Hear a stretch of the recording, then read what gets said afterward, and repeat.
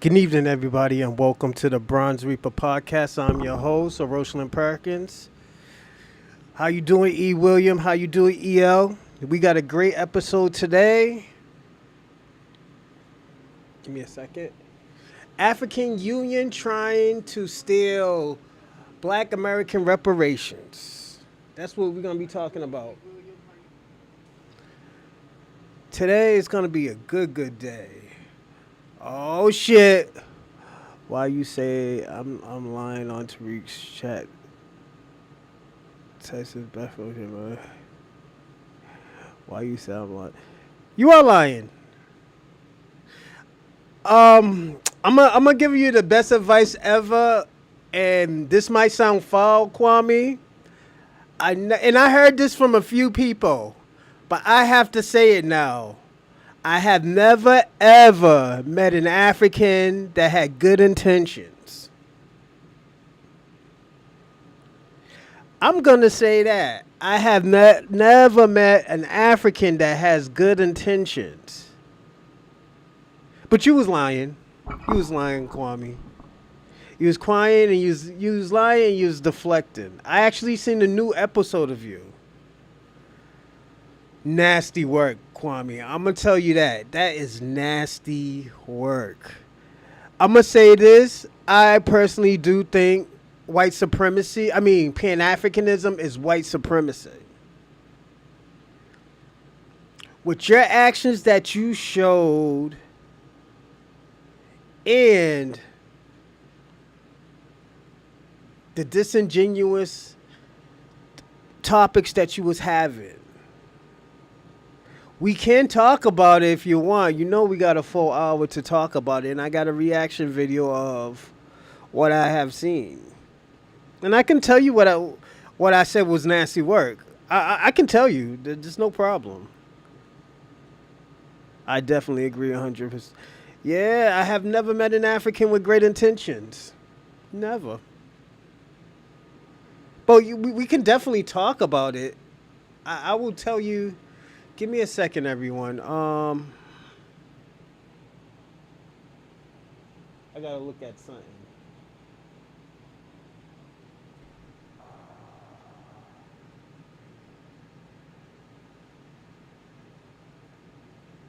Okay, I see it. Yeah, Kwame. I will say I never have met an African like that, and I'm gonna say this. The shit how you try to disrespect Black Americans, foundational Black Americans, was nasty. You know me, I hold no grudges, no nothing. But it was nasty. It was nasty work. You know, Denmark, I forgot the man's name that y'all was arguing over. I'm gonna say this. Some information went your way. Some information went Tariq Nasheed's way. So that was a lose-lose situation. If one of y'all both seeing two different informations, it's a stalemate. That's how I looked at it. But it was the way how you was trying to antagonize foundational Black Americans about civil rights, about us getting bit by dogs, trying to make fun of that stuff. It's nasty work. And don't act like you wasn't being disingenuous when you did that, Kwame. I have seen it.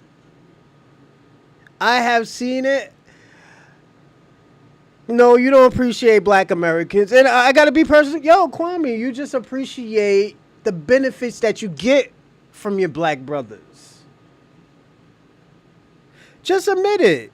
First of all, Pan-Africanism, immigrants, they don't bring nothing to the table. You can cherry pick a little people who was inspired by Black influence, but no, immigrants has brought in shit to the table. And when you said, oh yeah, the tangibles we get is Pan-African education, fuck Pan-African education. I'm going to say that. Fuck Pan-African education. You know why? Because Pan-Africans can't even protect their own self. They can't even protect their own self. They are a nigger needer. I gotta be personally honest. They are nigga needers. Fuck Africa. I'm gonna be personally honest. Fuck Africa, and that's going to hell too. If you want to go over there to go to hell with it, be my guest. Be my guest, because you're gonna get 3 times worse than what you're getting over here. At least you get benefits and policies and rights. You can't even protect yourself in Africa. The crazies are running the asylum over there. I'm telling you. You could go to Africa, be all my games. I support you going to Africa, but you trying to shit on Black Americans because we're fighting for our hometowns, because we're fighting for our rights, we're fighting for our tangibles and stuff is nasty work, Kwame. And the thing about it, this is how disingenuous you was being. I seen it, Kwame. I have seen it. And you know I'm not lying. You know I'm not lying. That Denmark whatever that Vanguard guy, it's up in the air, because at the end of the day, we don't know where this man came from. I have seen Western Africa. I have seen St. Thomas, like you have said. But the thing about it, we don't know. This nigga's dead.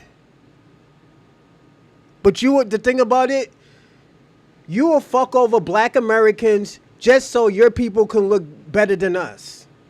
And this is Pan-Africanism 101 right here. They'll shit on Black Americans before they tell the truth about their own people.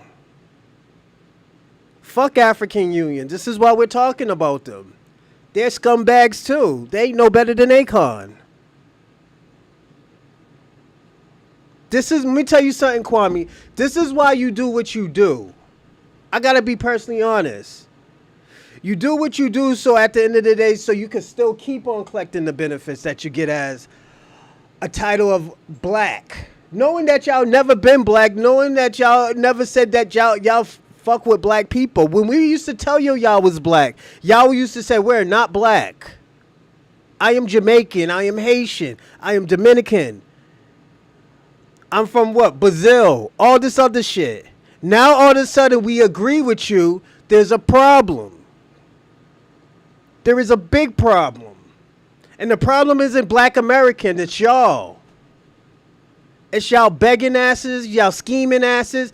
All of y'all are scammers. And I'm going to say that. And I know this is going to ruffle a lot of feathers. But y'all are scammers. Y'all always have been scammers. Yeah, shout out to RP Jamal Warner. What's his last name? Malcolm Jamal Warner. That's his name. Thanks, SP. I just seen that like a few hours ago. Shout out to him, man. So young, man. So young. Like I said, Kwame, you can argue about that, but at the end of the day, y'all both got evidence saying one is from West Africa and the other one's from St. Thomas. And also, put it this way, they said probably from St. Thomas. The one I seen, they said probably.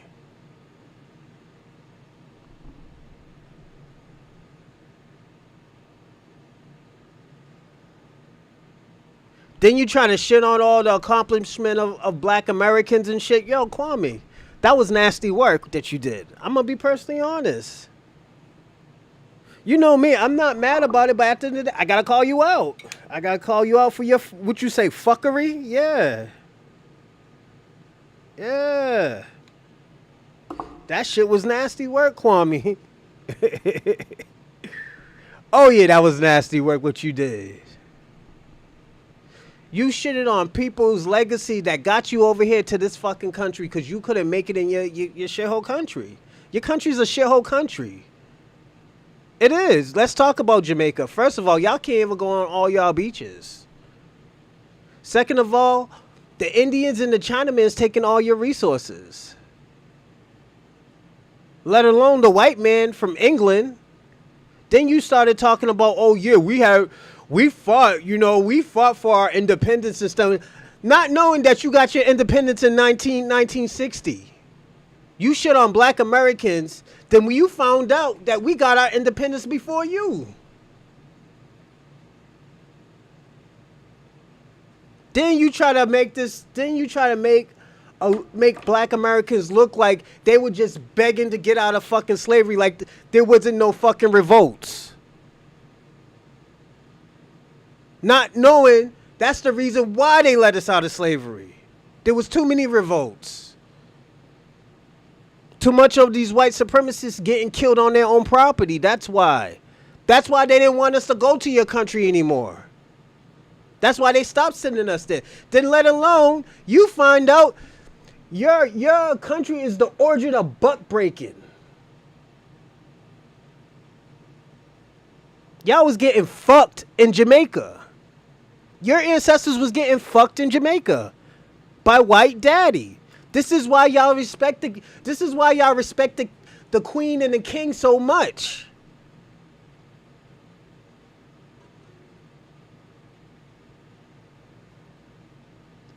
So you wasn't trying to antagonize black accomplishment. Say, well, thank you for getting bit by dogs and getting spit on. Being antagonized. I know what being antagonizing is, Kwame. I antagonize a lot of people. You know I do. Oh, yes. Yes. You know I'm going to call you out, Kwame. You know I'm going to call you out. Or what you call yourself, revolt? Whatever you call yourself on Tariq Nasheed's radio. Like, let's be personally honest. You know what you was doing. That's why, Kwame, this is why I'm very nasty to Africans countries. Because I know what y'all up to. Y'all are scammers. Y'all up there with Indian people. Your country is not fucking beautiful. Because if it was beautiful, you would have never ran. I'm just being personally honest. You wouldn't be using your country as a vacation. Put it that way. You wouldn't be using your country as a vacation.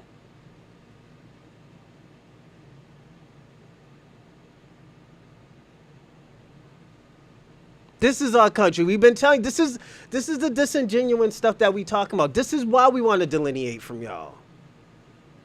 Y'all know shit about Black Americans, but y'all try to tell us about Black Americans. But once we tell you the truth about Stokely Carmichael, oh no, that's not true. That's not true. Knowing the facts is right there. He's a fucking grifter. Like we're going to tell you about Marcus Garvey. He's a fucking scammer. He tried to make everybody go to Africa. He never been to Africa a day in his life. Are you serious? Did it? Okay, what's the movie that you always shit on Tariq Nasheed about? Buck what? Buck what? Where did Buck Breaking take from? When black natives got out of hand, where do they bring them to? They used to bring them to Jamaica.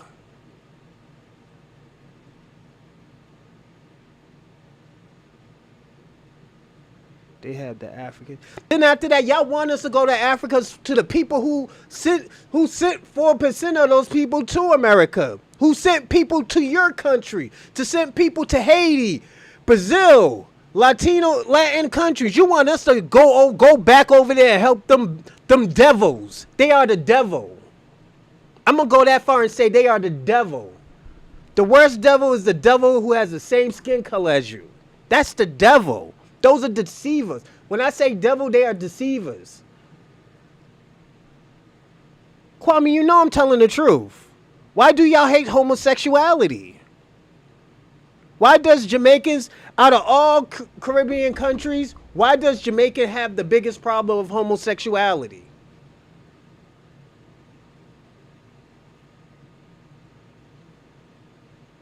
It's not because they're fucking Catholic. Don't forget, the Catholics used to touch the fucking boys.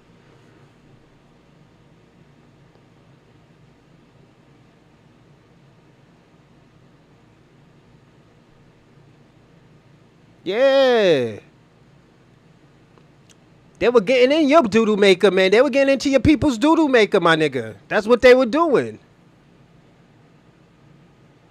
Why you think they stopped sending us over there? Because at the end of the day, we already had a taste of blood. Y'all love the white man. That Jamaica loves the white man. They always have did.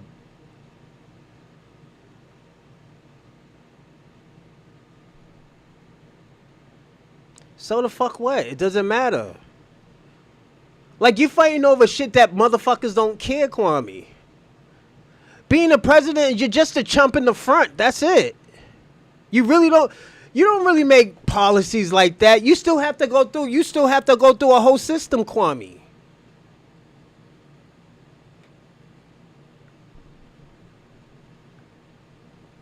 Like, come on, let's personally be honest. Y'all niggas is still over there in Jamaica wearing white wigs and putting on makeup.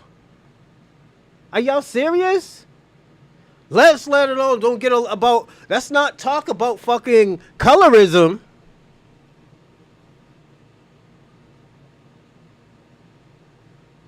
And let me show y'all how much y'all love the white supremacists so much. Not just white people, white supremacy.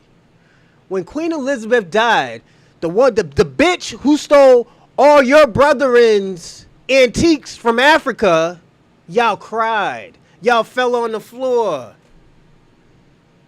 Y'all dropped your dirt cookies on the floor. Oh, not the queen. Not the queen. Please don't take the queen. I'm going to be personally honest. Jamaica's embarrassed. It's an embarrassing... Y'all got an embarrassing history. Yes, it does. If they're fucking you without no consent, yes. When they're doing cruel, nasty acts to y'all, what you think that is, Kwame? It's not that, I'm telling you, it's not because y'all Catholics. Catholics fuck little boys. They're boy lovers.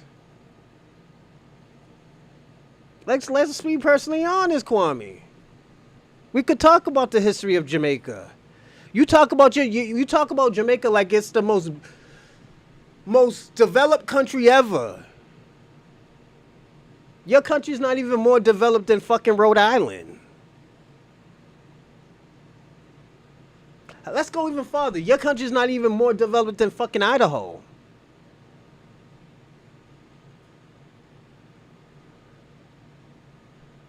Claude Anderson. He passed a few laws. He helped people with laws and policies. So it's like, we can talk about it, Kwame.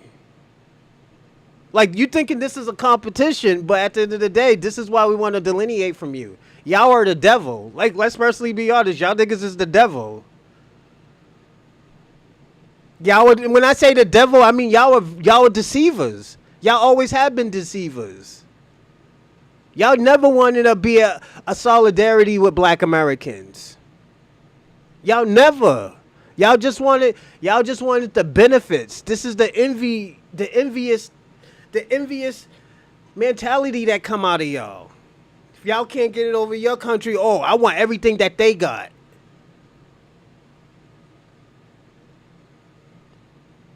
Y'all got dirt cookies in y'all country. Y'all can't even show. Waiting for reparations from Tether's descents. Y'all, and the thing about it, salute to Sadu Barry. You sound zesty. And you're from Canada, huh?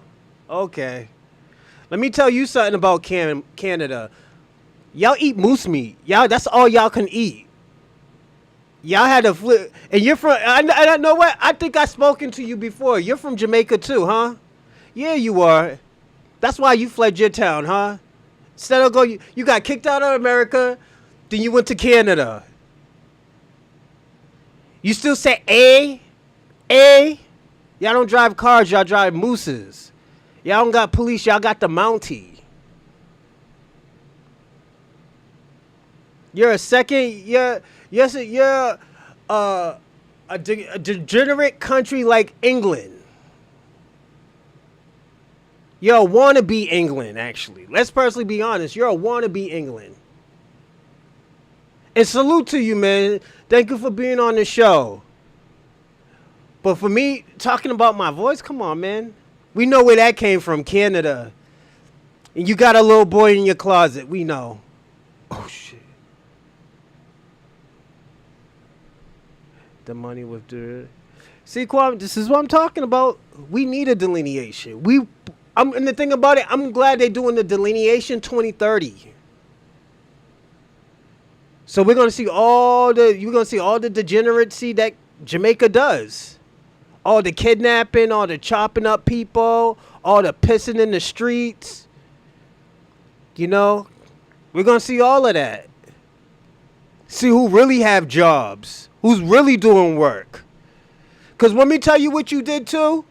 Oh yeah, immigrants make a lot more money than black Americans. No, y'all just know what you do. You use 10% of people who are actually doing something in your country. Then you try to compare that with people who not doing shit in America. The black people who ain't doing shit.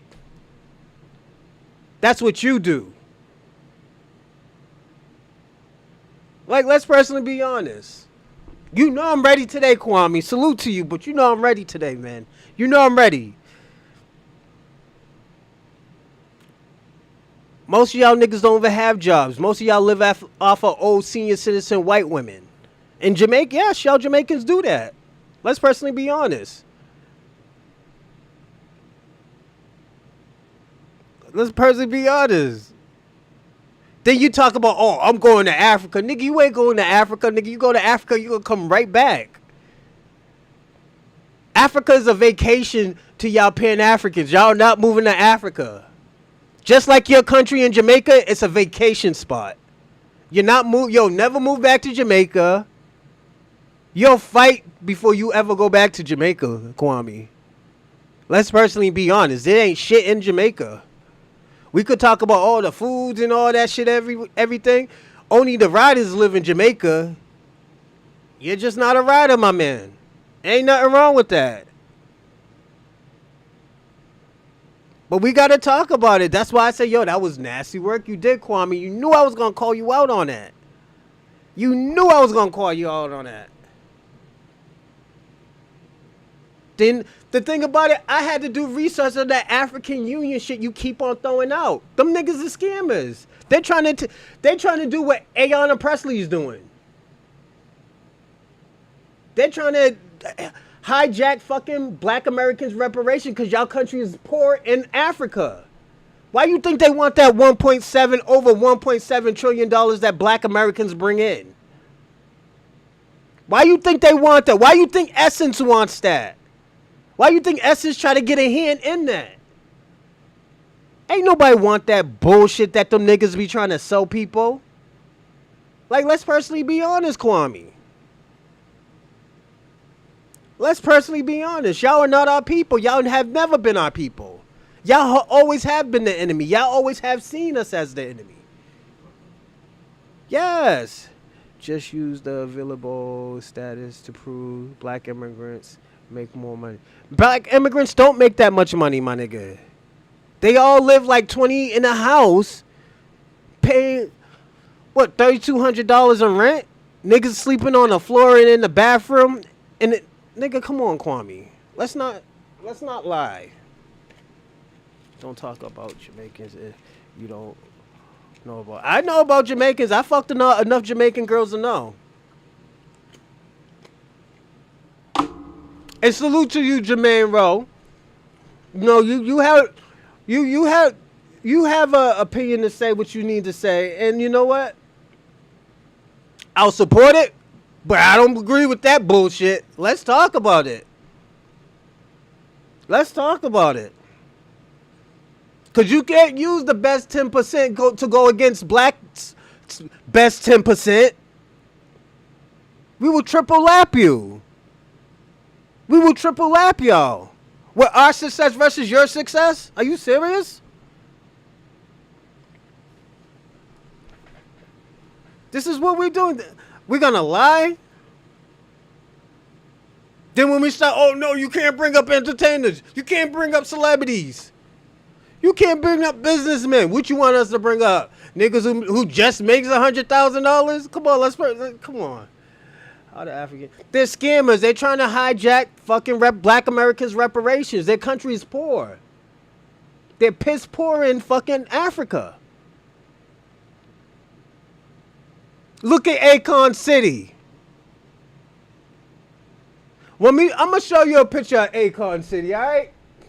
Everybody, we have seen Akon City on this motherfucker before. And when we show you what your people be doing in the streets, we used to think, I'm gonna say this, I used to think Tariq Nasheed was capping. And I apologize because at the end of the day, I thought he was capping and he was entertaining. This motherfucker was not entertaining. I'm gonna be personally honest, he wasn't entertaining at all.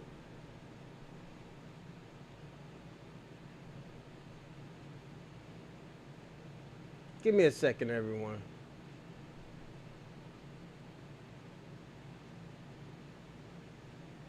Now, y'all said Tariq Nasheed was lying when he said niggas be shitting in the streets. They just shit. They be shitting where there's no toilets and stuff at. Where the fuck is this at? What part of Africa is this at? Oh, let's keep on going.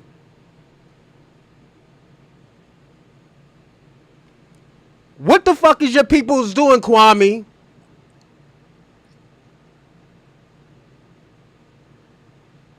And this is where we want to give our money to? This is the people who we want to have our reparation, who wants us to control our reparations? Who does shit like this? People who do nasty shit like this. We want them to control and help us with our reparations.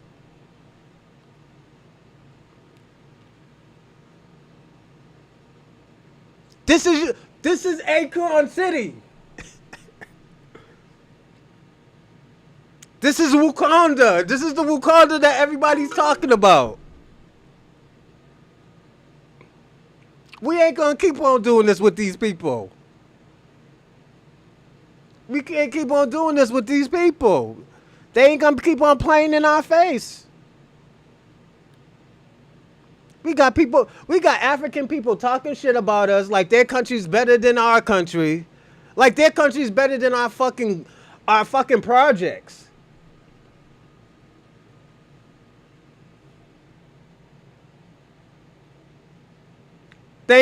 Thank you, V, for vengeance. Thank you. No, you can talk. Yo, American Dream, we get crazy.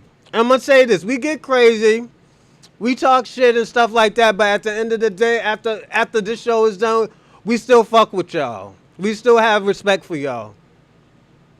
But I got to call y'all out today. And you got to blame Kwame for that shit. Kwame did some nasty shit on Tariq Nasheed's radio, shitting on black civil rights, talking about them niggas was getting. We're glad that y'all was getting bit by dogs. Thank you for getting spitted on and getting beat up and hung by trees. All this crazy shit.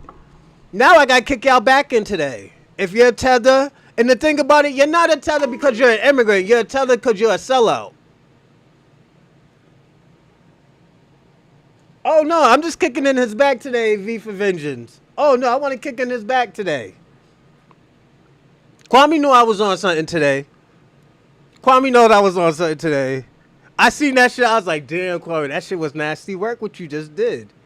So, American Dream, anybody could come on this show. And we all get crazy about everything. Kwame's a Pan-African tether.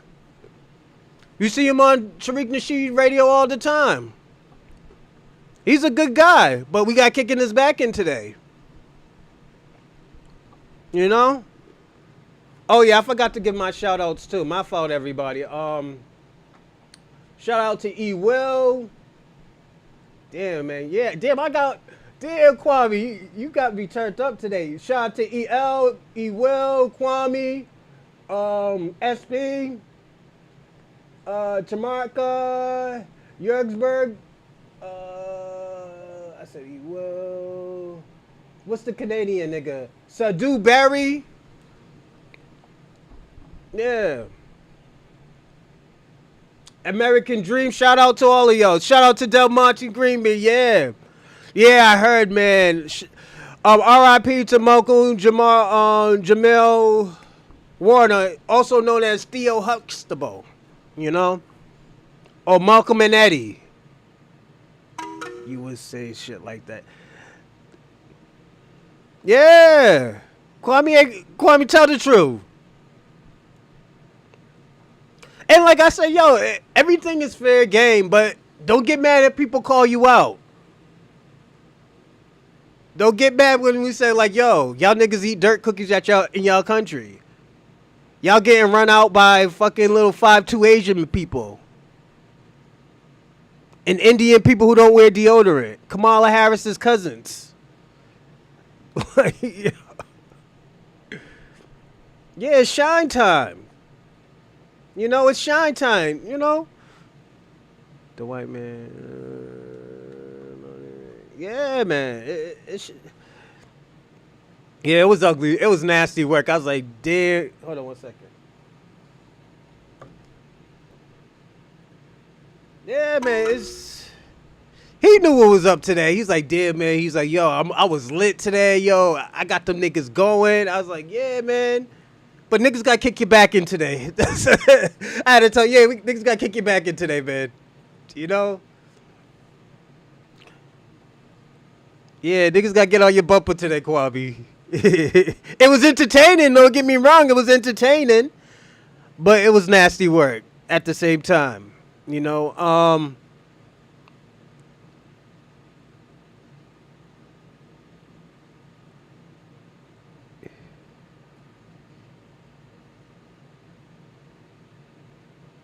Yo, it was nasty. Oh, you seen it, V for Vengeance? It was nasty. I was like, damn, Kwame. And the thing about it, yo, they had a whole, it was a long 45-minute talk that this nigga was having. And let me tell you what it was. I think Kwame got mad at when, and this is why I told Kwame, if you're right or wrong, it's just y'all both got proof of saying that, like, yo, because I had to look it up myself because I didn't know who Denmark Vingard or whatever the dude's name is.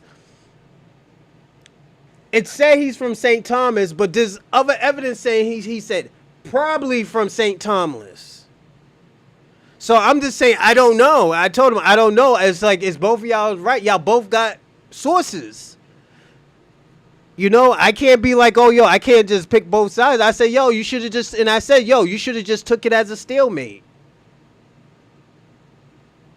You know, y'all fighting over who's right, who's wrong.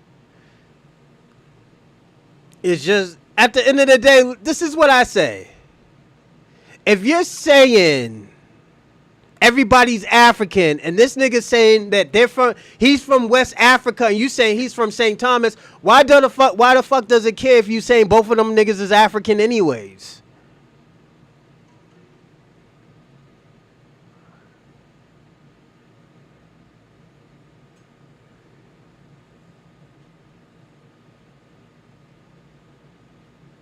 It was nasty work, man. I'll tell you the video.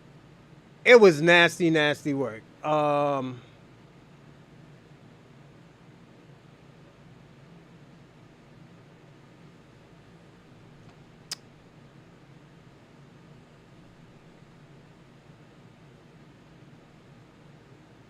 Was it this one? Nah, it wasn't that one. I think it was Bumbleclot, Bammy Babble. Damn, hold on, Kwame. Y'all was arguing for like an hour and a half, bro. Damn, and they got numbers too. That's crazy. Them niggas was getting numbers too. And I was looking on there too. I was looking. Cause I might do a reaction video of it.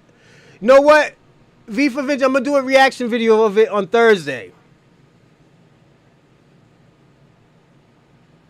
Cause I was like, yo, cause I know being antagonized, antagonizing people and stuff, and saying like, yo, it's like me saying this. I'll show you the video. It was nasty work. This man's cool. I was like, damn, Kwame, don't do that. I was like, yo, you're gonna look like an asshole.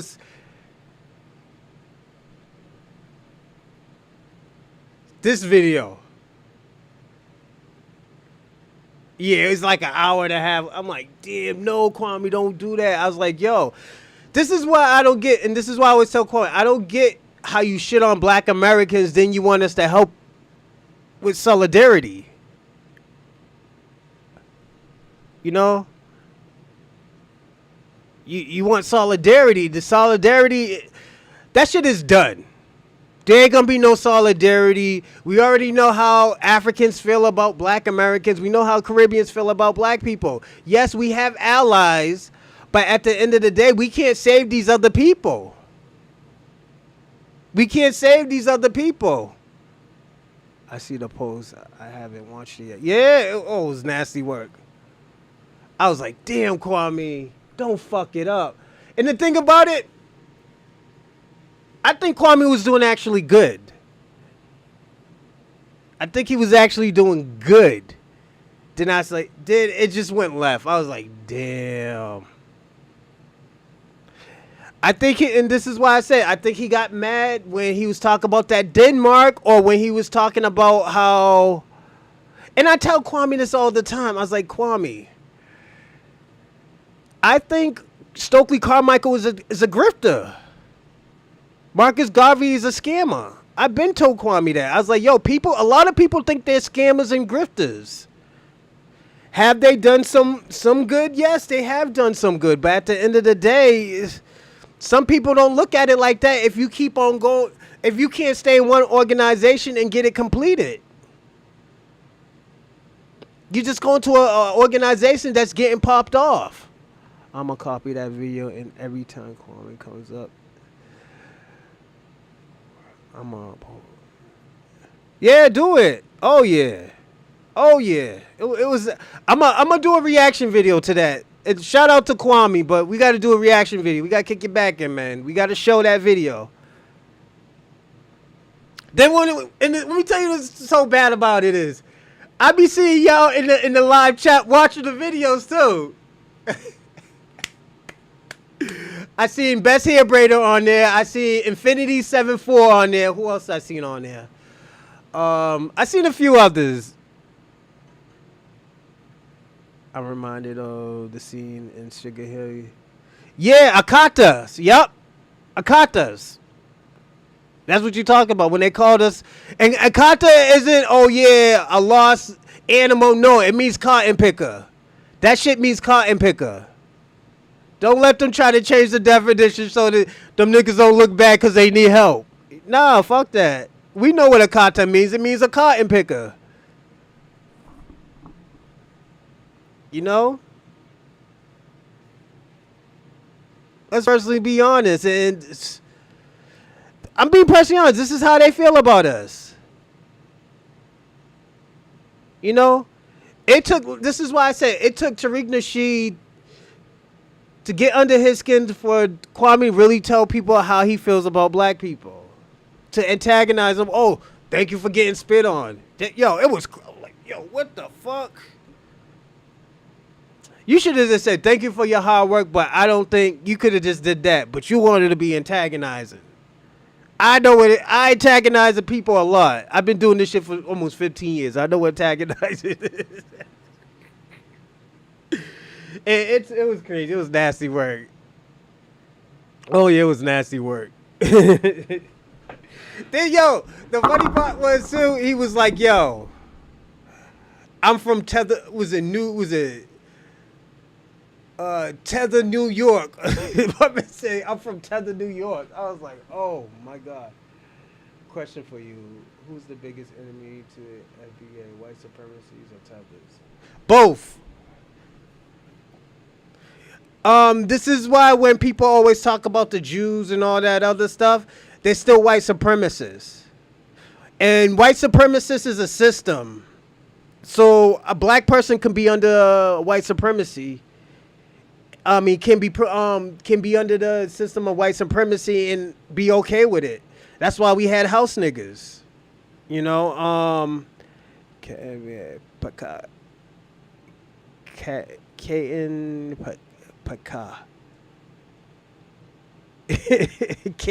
Paka. I don't know what that is. That's just, I'm trying to sound it out and stuff like I'm in second grade, like K. But yeah, man. Shout out to USP. Shout out to American Dream. Shout out to V for Vengeance. Yeah, man. It's just. But the thing, the same tether aside and assist white person. Yes, Baron. What's his name? Donald. Baron Donalds is one of them. Governor was a governor or congressman of New York. He's from New York, but he lives in Florida. You know. He didn't even want us to get it because he didn't even want us to get reparation because his parents didn't get it. He said it. He said it proudly.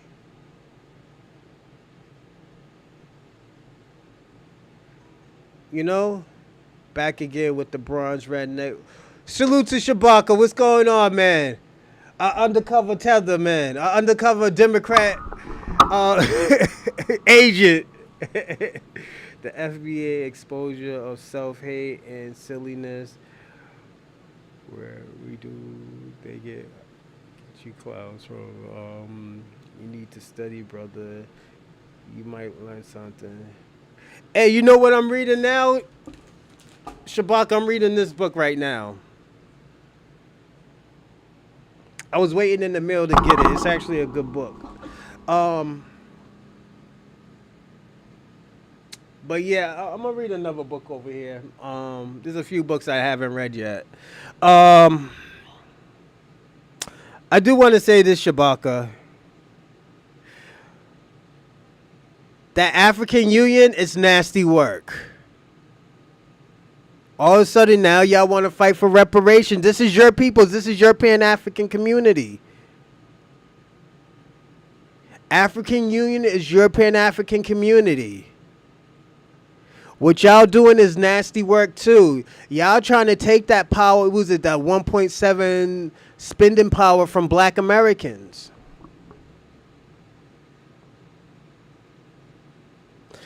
Oh, he was born in New York. He was born in Brooklyn, he said. He's probably lying. He probably was born there, but I don't think he was raised there. Yeah, but he said he's from Brooklyn, he said. On the Breakfast Club. You know? But yeah, I agree with you, but that's what he said. But again, American Dream, to me there's no difference between a tether and white supremacy, and the reason why, cuz tethers practice it. They practice it for leverage. They think they're getting leverage from it, you know, singling us out. Instead of as now what they're doing is trying to put us all together. Oh, yeah, we're unity, one big family. All this other crazy shit that they talk about. It's just like, you know, I'm going to be personally honest. I used to rep red, black, and green flags when I was younger. Because I always thought that was for black empowerment. And not knowing that they were hurting the black cause. You know, hold on. I think what happened is the Africans lived a hard life and resource depleted Africa where they will have to struggle to every to America have it easy. Yeah, that's probably it. But at the end of the day, it doesn't.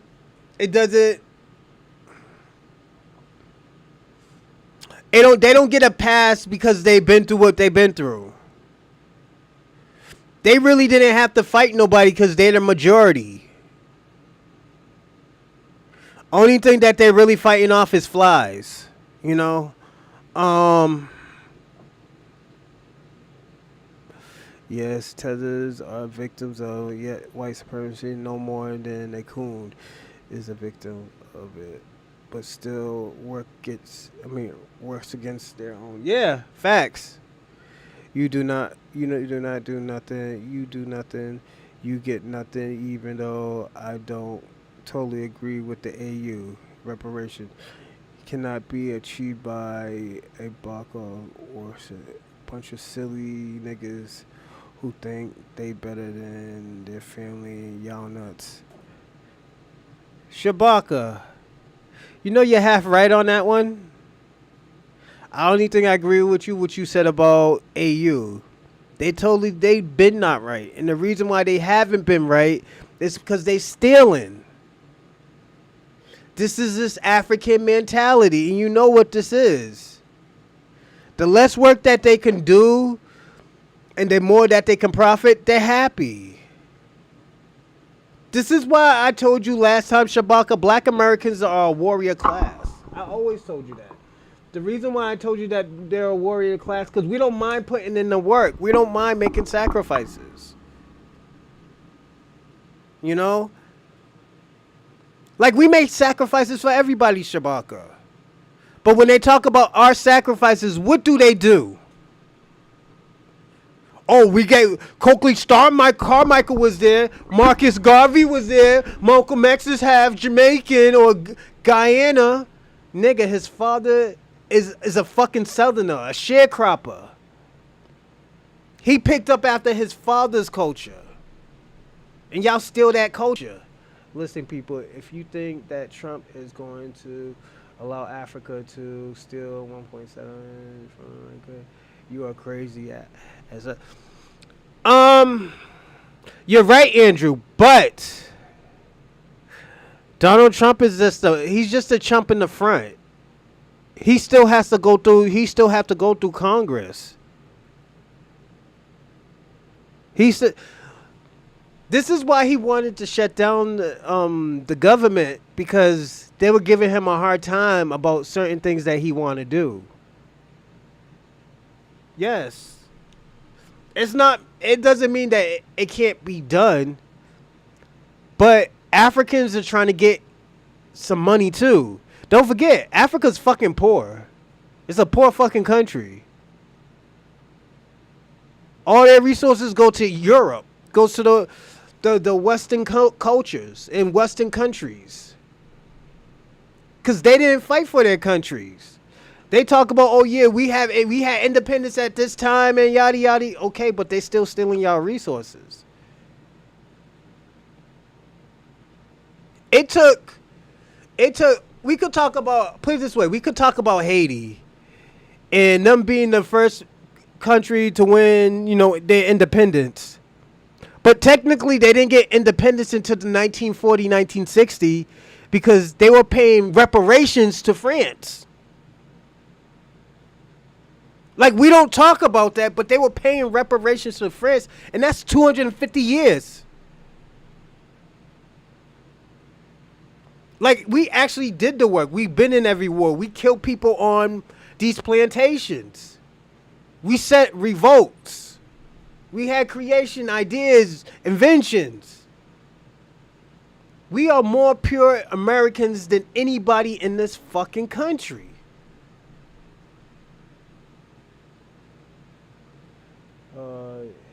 They are probably like, you don't know how good you have it in America, you lazy akatas. Yep, that's what they say. That's what they calling us. But we gotta be personally honest. We're the purists. We're the purest American. We don't know nothing else. We don't know about no fucking Africa. Most of us haven't even been to Africa. Most of us don't even have a family member in Africa. Like, let's personally be honest. And this is what Shabaka's gonna do. Well, your mother's ancestry DNA say you're from Benin. No, that's DNA. Benin was created when? When was Benin created? This is the shit that we're talking about, man. You know? Like, and don't get me, I'm gonna say this.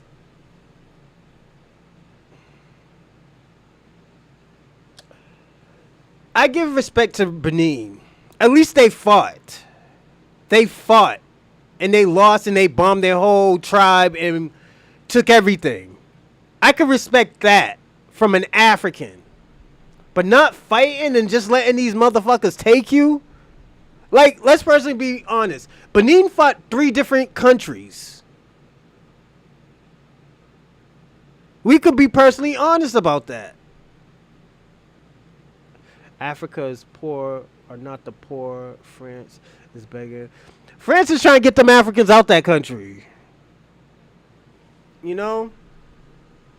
It's just, it is what it is, man. You call FBAs or begging the white man for a crumb off his... No, see?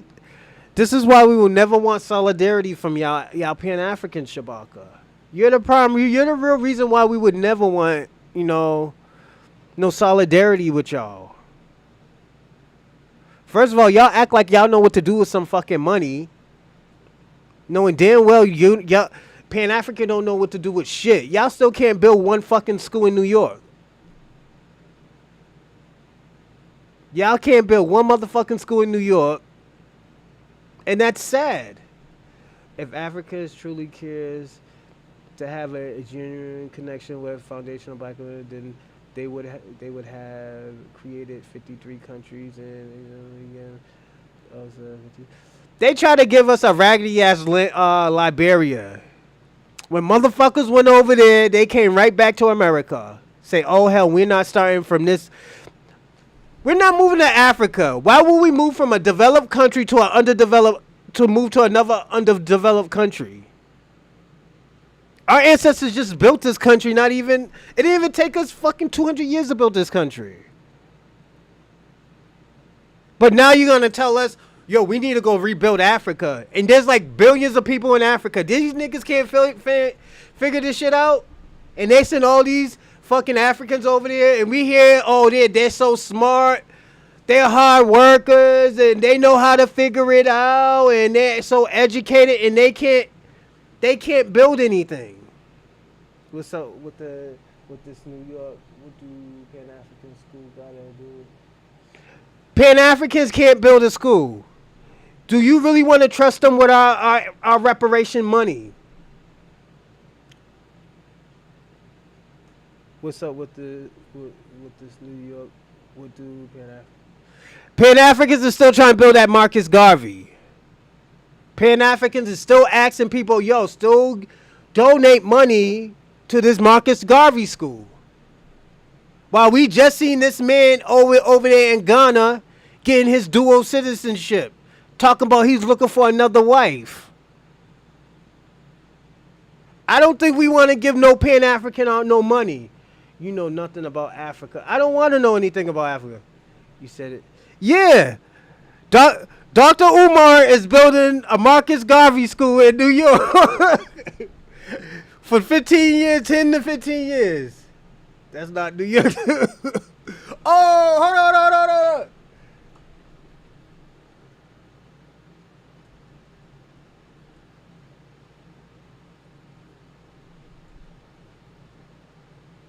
You sure that's not in New York? Oh, he got a website and everything.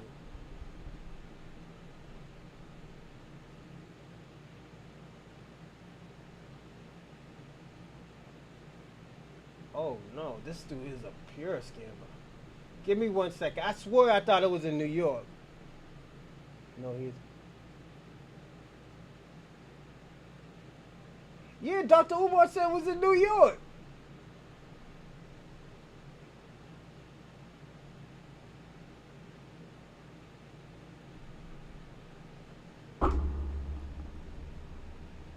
Hold on, let me push this flat fire. We burned by some wax. Oh, my fault. Delaware. You are right. My fault. It's in Delaware. Why did I think it was in New York?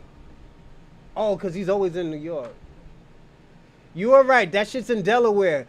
So, I see you in low-key New York.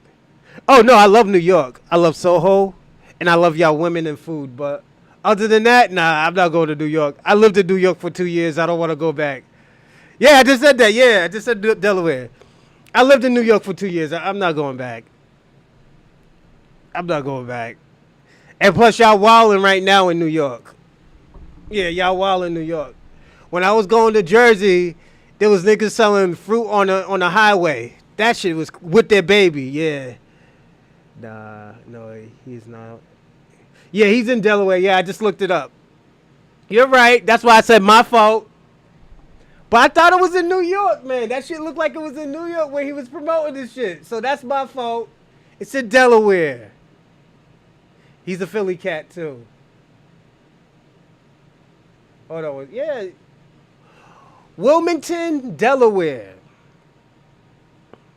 But yeah, man.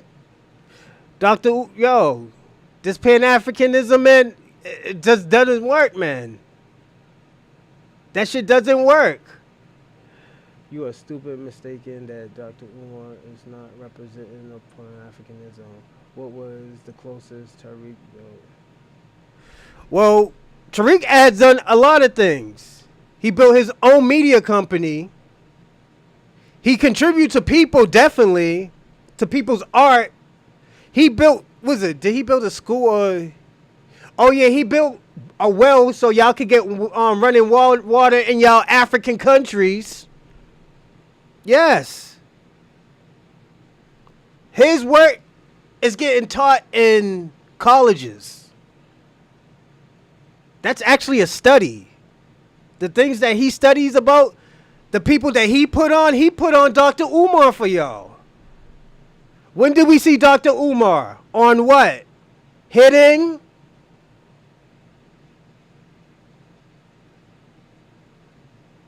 Hitting what?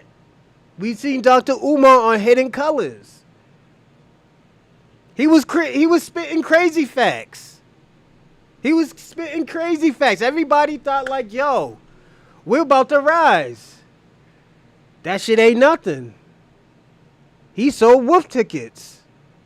And the thing about it, I just stopped fucking with Dr. Umar because this school ain't gonna get built. I still want to go. It's a museum, but museum probably in a nightclub. Who knows? I'll go both days. Fuck it. But now SP, now the question is, who else have made museums? Who else got things done? Who else puts forth the efforts that this man is doing?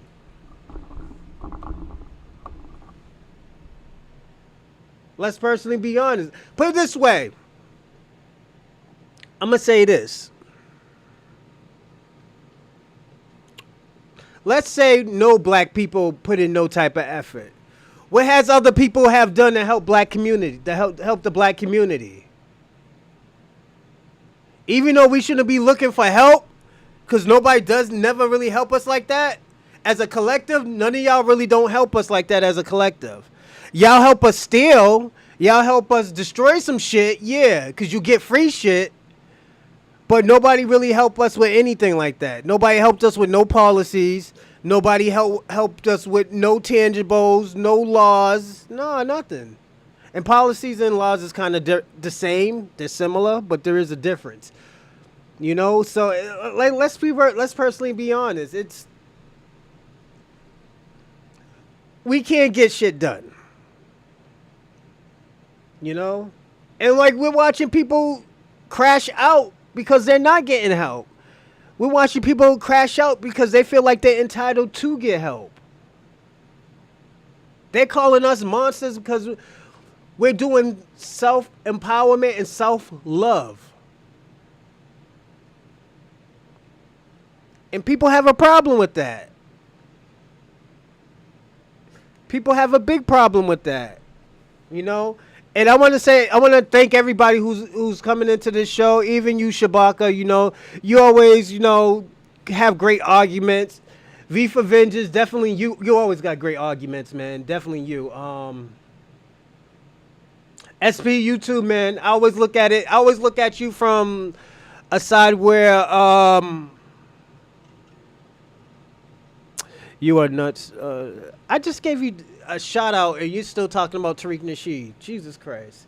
The fuck? This guy.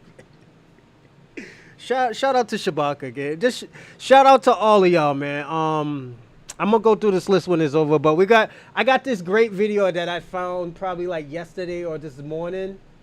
I hope y'all like it. And No, I hope he does another Hidden Color. I will say that. And everybody like and subscribe and comment.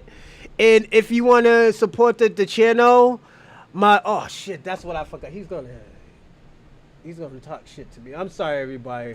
Bobby's gonna be on my back if I don't put this out. Just give me a second.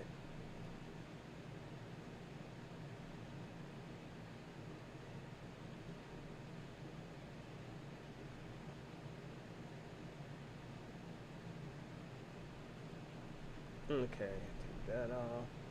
Alright, let me put this. And if you want to donate to the channel, this is the super chat, so your joint will pop up. And definitely will notice you super chat. Alright, but let's get busy to the video. It's a good video. But it's by Blizzard King's Review. It's an hour and a half, so we'll go for like 2 hours, hour and a half.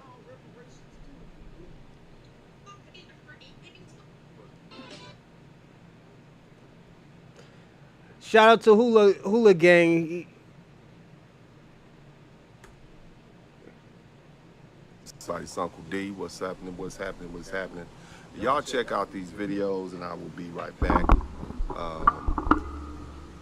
Here we go. How fucking delusional you gotta be trying to destiny swap with the same people your ancestors literally helped sell. Now, African Union gonna end up fucking around and finding out we are not your property. The fuck is wrong with you? So apparently Africa and the African Union this 2025 told America that they are leading the cause for reparations for African countries and people affected by slavery. They found out that African Americans have 1.7 trillion in spending power. The African Union is working. She's a cute she's a cute chocolate sister too. She's probably like half African or half Caribbean. She still look good, man. Shout out to her appearances. With she look American good. officials to both colonize the African American culture, but also to receive reparations. Do you know how insane you have to be to think that you are entitled to some money that does not historically belong to you? Knowing good and goddamn well it had nothing to do with you. But the reparations that this country owes us is because of what has been done to us here. Facts. Africa. Wanna fight? Y'all wanna fight? What the fuck is this talking about? Y'all want our reparations too if we get them. How the fuck you feel like you entitled to our reparations? Yo, and I'm gonna say this. I'm sorry to cut this off, but this shit is crazy. They're the reason why 4% of them Africans were over here in the first place. Y'all sold y'all enemies. Supposedly y'all enemies. Like, why the fuck would we trust Pan-African and Africans? Like, if y'all would sell y'all people, why would the fuck would we want to trust you as an ally? Bitch. Come on now, Africa, y'all come on. Everybody from over there, man, let's fight. I don't want to fucking fight. We got to get this shit off our chest. You should have never fucking sold us in the first fucking place. So there we you want go. to fight. Shabak ain't gonna like this video. We want to fight, all of us. Everybody. Everybody from America want to fight. Fuck it. Get it off your chest. Fuck it.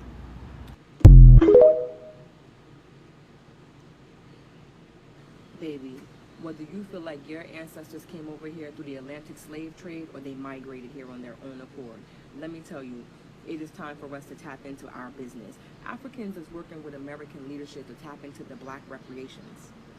Yeah, the money that belongs to us, everything that belongs to us, they are saying how they were affected 400 plus years later, and now you're saying that you're the fuck affected by the Atlantic slave trade because you came over here, you got your ass whipped, you got beat, you got mentally destroyed, emotionally destroyed, you got all of that, so now you think that you're owed something? Bitch, you're owed nothing. But what you do owe is an apology to black Americans. Facts. See, you know, I ignored the Essence Festival thing, not my monkey, not my circus. But now that I'm looking around, I'm like, oh, that's what they're doing. They're trying to destiny swap. And this is my theory. I think this is why they bought Essence. I think these Africans bought Essence so they can get the spending power. Because they still buy more black products. This is a field lawyer. This is a field lawyer trying to sue Africa for being victimized. Africans aren't victims. They were a part of the fucking problem, Sabaka. These are clowns, and Africans are definitely Africans did sell Africans. Africans sold their enemies. You know I'm telling the truth, Shabaka. I'm gonna say this. White supremacy has done the craziest shit to us black people, but Africa had a hand in it as well. Those 4% of people who left Africa and had to come over here in chains, yes. You were a part of the problem. Y'all had a hand in that. Y'all need to accept that shit. We don't want. This is why Black Americans are saying that we don't want no helps from Africans. Africans already have done enough. Coming over here, they're taking off their attire, they're adapting to our attire, they're using our slang, they're eating our food. We have no culture, they say, but yet when they come here, they are no longer looking like an African on American soil. They're very much looking like an American. But yet we have no culture, so what are you doing? What are you eating? What are you wearing? What are you listening to? What the fuck are you engaging in? If we have no culture, you're engaging in black culture because you're damn sure not engaging in white culture. You're damn sure not doing that. So you think that something is owed to you? Baby, the way that we need to throw the fuck hands, and and the only reason I say throw the fuck hands because how dare you? How dare you? Nah, throw the fuck hands. Like, I really feel like it needs to be some hands thrown, and I really feel like we need to handle them and let them know, take your ass back the fuck home, and ain't shit over here belong to you.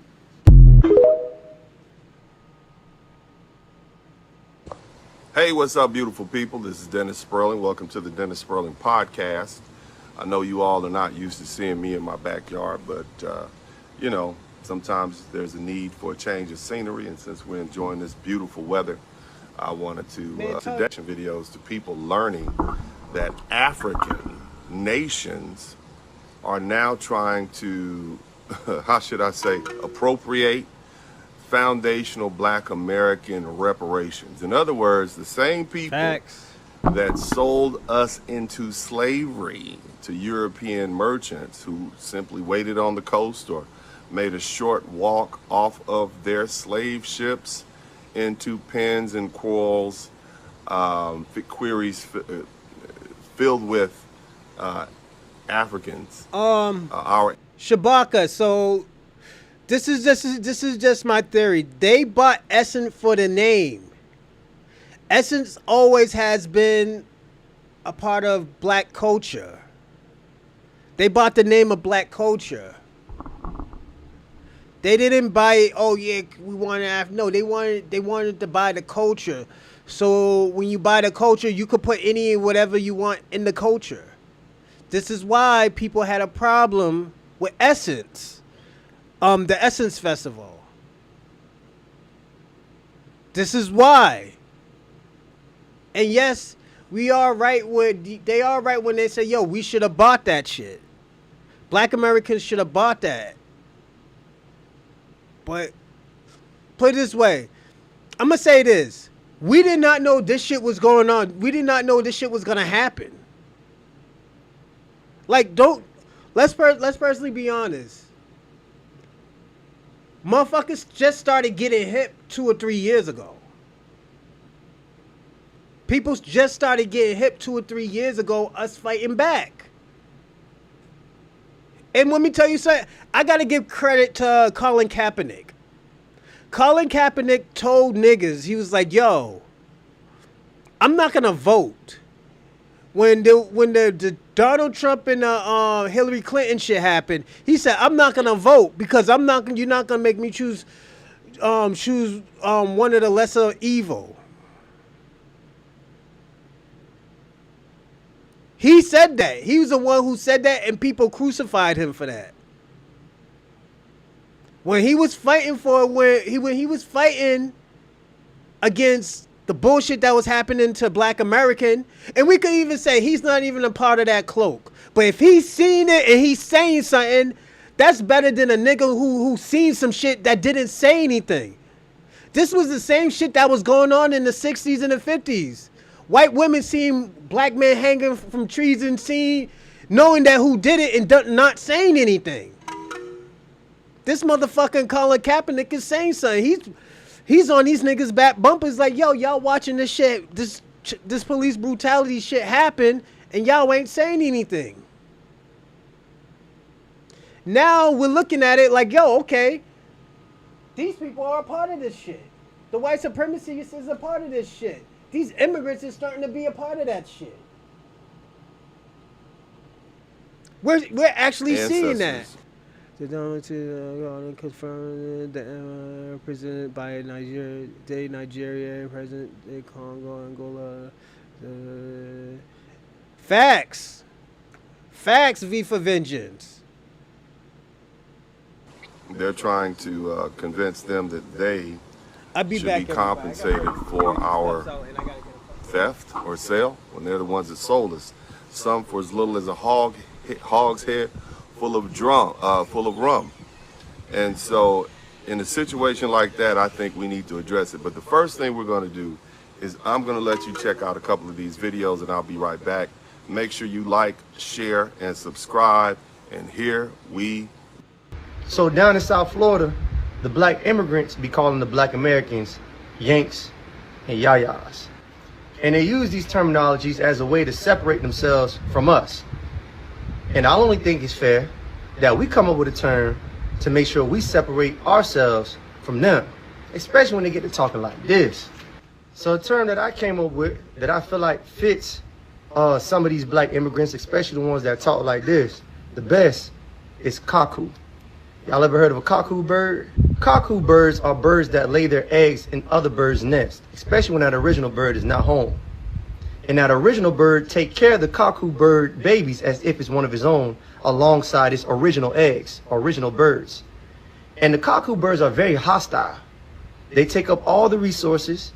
They tend to kick the original birds out the nest. Talking about when cuckoo birds hatch, they're highly disrespectful to the original birds of that nest. And the whole thing about it is these are not independent birds. They depend heavily on other birds from other lineage and outside the family, which is crazy. And it reminds me of a particular group of people. So when I see black immigrants talk crazy like this, I can't help but think of the cuckoo bird. Because you're here in someone else's home and somebody else's nest, and you're trying to undermine our achievements as if you built something here. A lot of y'all might have individual success, but you haven't built anything. We built the foundation as black Americans, especially down in Florida. You see what I'm saying? And on top of that, you like to be in my culture, you like to rap like me, talk like me, act like me, dress like me, and then talk crazy. You a cuckoo bird. Facts. I follow him on TikTok too. That's crazy. Man, what's going on, y'all? How y'all doing? How y'all doing? Check this out. I've been watching a lot of these reparations hearings, right? And it's two things that irk my spirit. But the second one don't really irk me the most, but the first one do. And the first one is these Pan-Africans. You'll get these Pan-Africans, because this is how I sit up if y'all haven't seen it. So you'll have like a commission, right? That's listening to the people, you know, on why we should get reparations and things like that. So they're going to try to pass out to the legislators so they can see if it get passed, which it won't get passed because you can't do it race-based. And that's how they tricking a lot of people. Like, hey, we black, we should get it. You can't get it like that. So that's number one. But anyway, so you have different people that come and speak. And he said something very smart. Because we're having two... I'm going to say this. We're having two arguments. These immigrants is fighting over reparation for racism.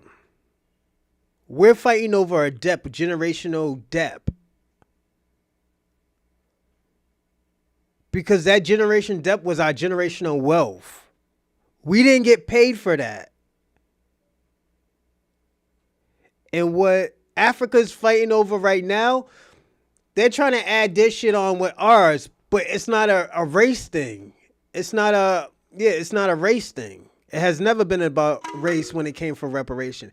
It was a debt that was owed. Shout out to the African Union for taking reparations. Fight to the highest court on the planet of the UN. They're trying to scam people, Kwame.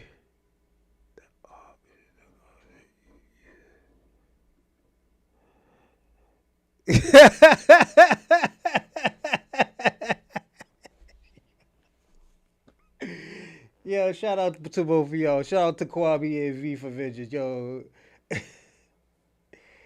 Yeah, y'all always make me. Yo, want to hear something crazy? I'm going to tell y'all something. I wasn't feeling mad today. I wasn't feeling sad. I just felt like I was out of place today. When I watched that video with Kwame, I was like, yo, that's actually giving me something to talk about. And I always thank Kwame because at the end of the day, I accept Kwame for Kwame. Kwame could say the foulest shit. Kwame says the foulest shit about Black Americans. We're lazy, we're this, we're that. And not knowing that our laziness is the reason why he's over here. You know? It had me thinking like, damn. Is this the real people? Is this the real feelings that how these people feel about us? They have to get mad enough just to tell how they really feel about us. Like, even Shabaka got mad at me a few times. It just had me thinking and observing, like, yo, why do these? They don't. I always tell people all the time, these immigrants don't have no reason to hate Black Americans. We did all the heavy lifting for them. Only thing that they had to do is pull up a plate and a fork and eat with us. They didn't even want to eat with us. They wanted the whole meal.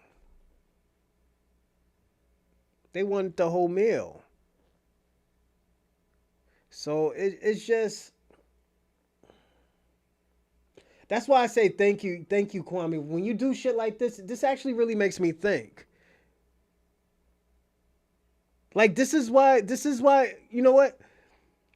When you do shit like that on the Tariq Nasheed radio, millions of people see that shit. Thousands of people see that shit. They be like, yo, this mom, and you say, oh yeah, I'm from Jamaica. You're not just making yourself look bad, you're making your own people look bad. Because you got to look at it. All this shit that Tariq Nasheed could have been saying, he don't say. All that shit he could have talked about Jamaica. He been to Jamaica. He sees Jamaica. Let me ask you a question. Why do you think he never really shitted on Jamaica like that? He never spazzed out and shitted on Jamaica. Or spazzed out and shitted on Africa. He might say a little things here and there. And just to get your mind right. Like, yo, my nigga, you can't talk about Black culture and Black people when your country is like this. You know? And he always bigs up y'all country too. Even though there's people like you in that country, the people like you that are ungrateful, he still has love for your country. He's like me. I still have love for Caribbean countries and Africa. But I know there's niggas like you there. I know there's niggas like you that will shit on my people just for being us, just for helping. And y'all won't give a fuck. So this is why you're seeing a surface change. I call it a surface change. You know, because at the end of the day, the surface used to be different. It used to be like a whole bunch of ways. Y'all just used to come down on us. Oh, y'all ghetto. Y'all, what y'all used to say? Oh, y'all make baby mamas and all this crazy shit. Call us Darius. Y'all just say crazy shit. We're gangsters and ghetto and stuff, and not knowing that we were giving y'all grace for not even saying shit. When y'all was calling us ghetto and gangsters and not knowing how your country is, how poverty is going on in y'all country, we never said anything about that shit. This shit started getting out there because of y'all. And I'm not saying all of y'all I'm saying the collective group who was saying shit about Black Americans. Saying that we're from the projects and our projects is dirty and stuff. And let me tell y'all something. The projects is not dirty because you know why? We have people come and clean it. Old Colony, South Boston is dirty. Yes, that's dirty. Where Whitey Bulger's from? Yeah, that's dirty. Dumb motherfuckers is dirty. But we never shitted on y'all country, but we had to give y'all reality checks. Say like, yo, we've been giving y'all grace for so many years and not been saying anything because we had friends that were from your country. But you know what? We can't protect y'all no more. You can't hide behind our friends anymore. You can't hide behind our allies anymore. So this is why y'all get to smoke now. This is why y'all say we're xenophobic. This is why you say we're divisive. Because of y'all. Y'all fucked up. And y'all need to take accountability for it. I'm sorry I ranted, but, you know, let's get back. These are Black Americans, too. Let me say this. A lot of these people that are Pan-African are Black Americans, but they get up here and just sabotage the whole thing. One thing they'll do, they get up there and say, hey, our people from the diaspora should get some, too. They are brothers and sisters, so they throw that out there. Then another person might come up there, and he gonna start reciting poems. Like these people will get at a reparations hearing where people are trying to listen, that's on this commission board, they're trying to help us get some type of financial gain, and these damn Pan-Africans will get up there and start reciting a poem. A poem that they wrote ain't got nothing to do with the money. I swear to God, he is so right. This man is so right. Yeah, I was just talking to the my director of the the Boston Commission of Reparations today, and I was just thinking about the Pan-African woman, and he's like, why? This lady went up there talking about her father went back to Senegal because he took a DNA test. And he loved it. So this is why we should put the Pan-African colors on the Juneteenth. Oh, people are fucking crazy. Let me see what Kwame said. Kwame probably said some crazy shit. I appreciate all the water horses my Black American family took for us. We owe y'all 10% of our earnings in America. Disingenuous, this motherfucker. It's Kwame. I told you, Kwame's crazy. He's trying to antagonize y'all niggas. Don't listen to him. He's trying to antagonize you. Shout out to Kwame. So you say you're glad they make the sacrifice to go through that. I told you people. That nigga crazy.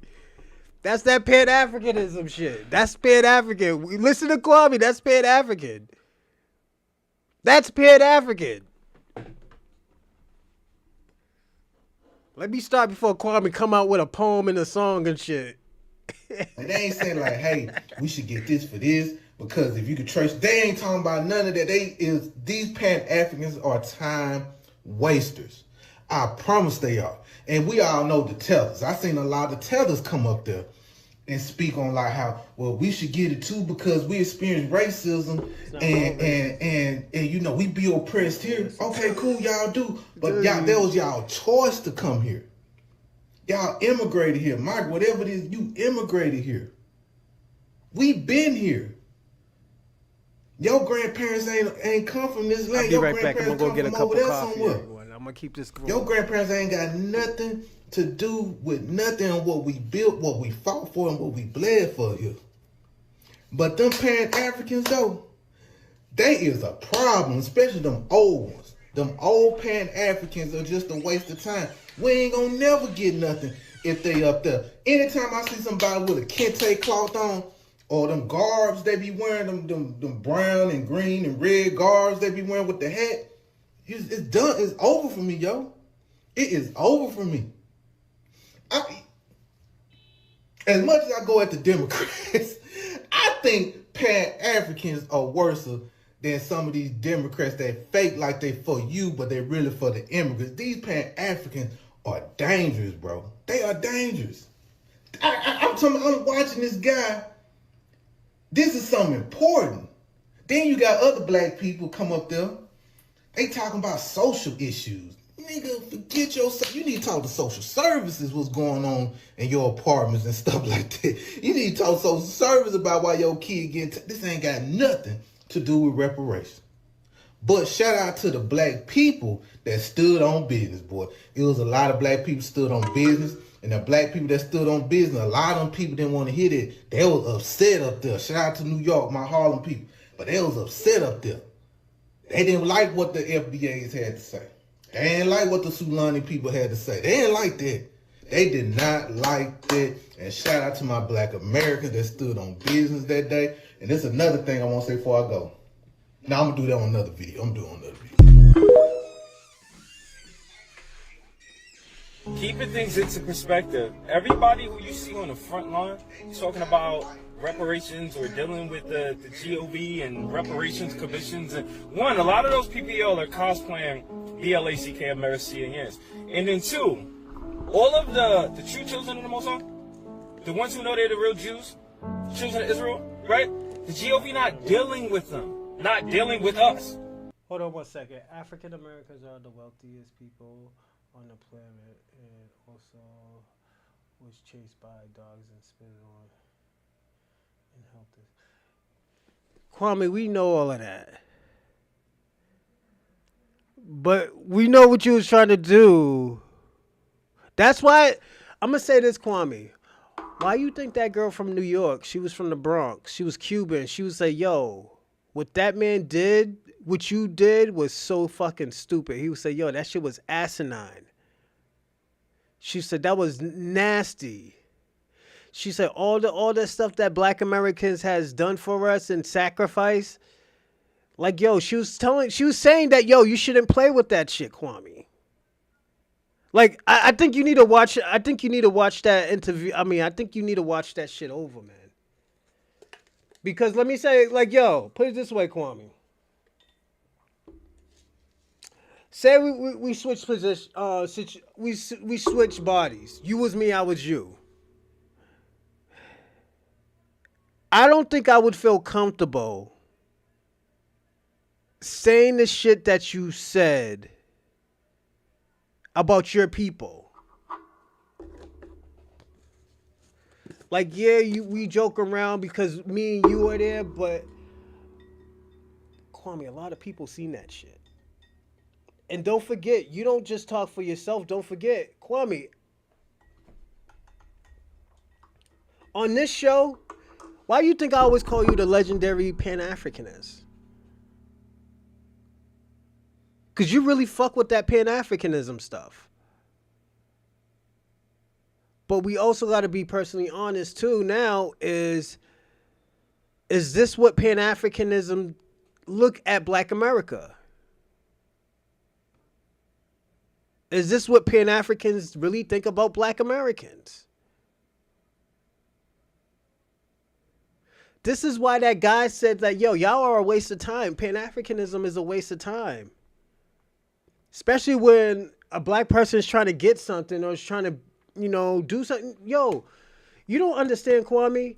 Black people been following Pan-Africanism ever since before you was born, before I was born.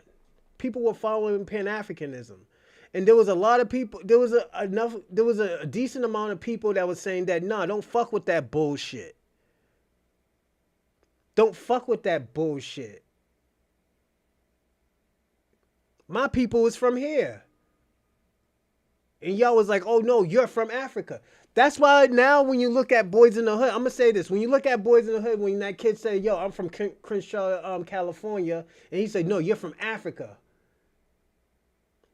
And the motherfucker's like, I'm not from Africa. Who was at the wrong at the time now? Now you got to think, who was at wrong? The kid that he said, I'm from California, or the kid who said I'm from Africa?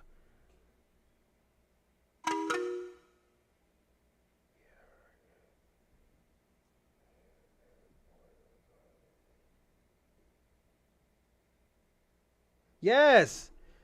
Kwame, I have done watch my last show before. I did an interview. I watched I reacted to a Claude Anderson video Saturday. I want you to watch that. Yeah, Kwame, but you can be a proud African but also be pro-black at the same time. It's just like it's like this. If it's not the Pan-African's way, it's no way. And that's where the weird situation from.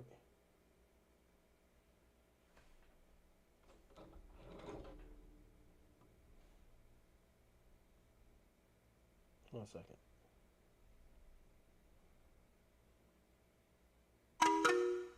Sorry, everyone.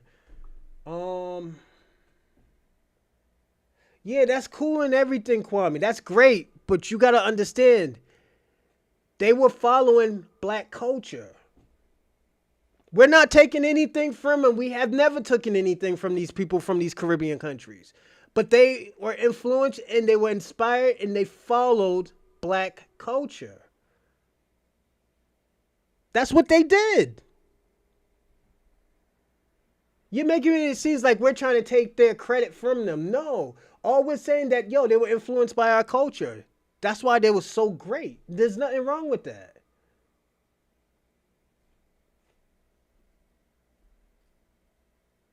Not dealing with us at all, right? So we're not even gonna get the. If you understand this truth, we're not even gonna ever remotely get the chance to be up in front of a commission for reparations. And I mean Shabaka. Sorry, Kwame. So, Shabaka. I know a lot of these people sound good, right? I know it seems like they're doing the work, but like I said before, many of them are actually cosplaying. They're not even BLACK and they're of this world. The Most High is not dealing with people of this world. The true remnant ain't going in front of no fucking commission talking about no reparations. You know why? Because we already know they're not going to give a shit. We already know that our reparations is going to be eternal rulership, eternal authority, and eternal power in the Black-American Man's kingdom, the righteous patriarchy. We already know this shit. African cosplay. So be careful with these PPL, man. We are living in their E&D. We're living in their last DAY. Quick question: is that man? Am I reading this right? That's he's not Black American, right? He don't look Black American to me. I'm sorry, everybody. It was Africans that sold slaves to the white man. Thank you, Robert. Shout out to Robert Stephen Williamson. Thank you. I appreciate that. Yes. I know they sound good. And a lot of times they'll put up a woman, right? To make it seem like, oh, the woman is the lead. The woman has to speak for them. Because apparently the MAN can't do it. Their MAN can't do it. So we have to put a one. They put a woman in front to make sure, yeah, she has to lead the charge. Bro, when you got when the Father says a remnant,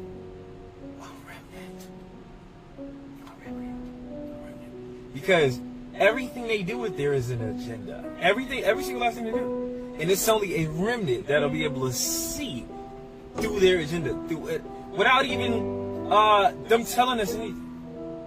Because our Father's telling us. The Holy Spirit, our Mother's telling us. You know what I'm saying? A remnant. So I'm out there, yeah, to reparate. And a sister just sent me a video, salute to her. Right? These people are literally like they're freaking setting up all type of Afra commissions, and now we're all Afra, so the Afra could come in and try to, under the guise of Afro-American, to get repra.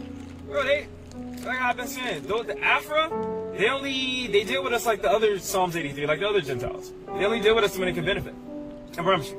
Outside of benefiting from BLACK Americans, they don't attach any value. They don't attach any value to us. Not intellectually, not anything. Nothing. Nothing. This is what it is. But it's okay. They chose the white T, B-O-Y. They chose Satan. They chose this was their kingdom. And now they have a huge debt to collect, a huge debt to pay. Simple. All praise to the Most High. The African Union has the AU6 region, which is basically trying to drive how using our leverage of Africans or Nigerians, well, Africa in this case, and diaspora, and leveraging the strength of these people, because there's a huge number of Africans that are not at home, that are in diaspora, and basically creating an initiative. Now, Kwame, listen to this. This is an African woman saying this. Basically trying to, drive how using our leverage of Africans or Nigerians, well, Africa in this case, and diaspora, and leveraging the strength of these people, because there's a huge number of Africans that are not at home, that are in diaspora. Who are they talking about? Basically creating an initiative that helps, us bring that concerted effort back home and ensure that we're also getting the dividends of the people that are outside and the learnings that they have. For Efina in... Did you hear what she just said? This is very important. Listen to this girl. She's Nigerian. She was calling us Africans. She was using code words. Watch. Simple. I'll first most off. The African Union has the AU 6th region, which is basically trying to, drive how using our leverage of Africans or Nigerians, well, Africa in this case, and diaspora, and leveraging the strength of Africans in the diaspora. She was talking about us. We're the only ones that had the 1.7 trillion. We're the only ones that really have spending power. You know?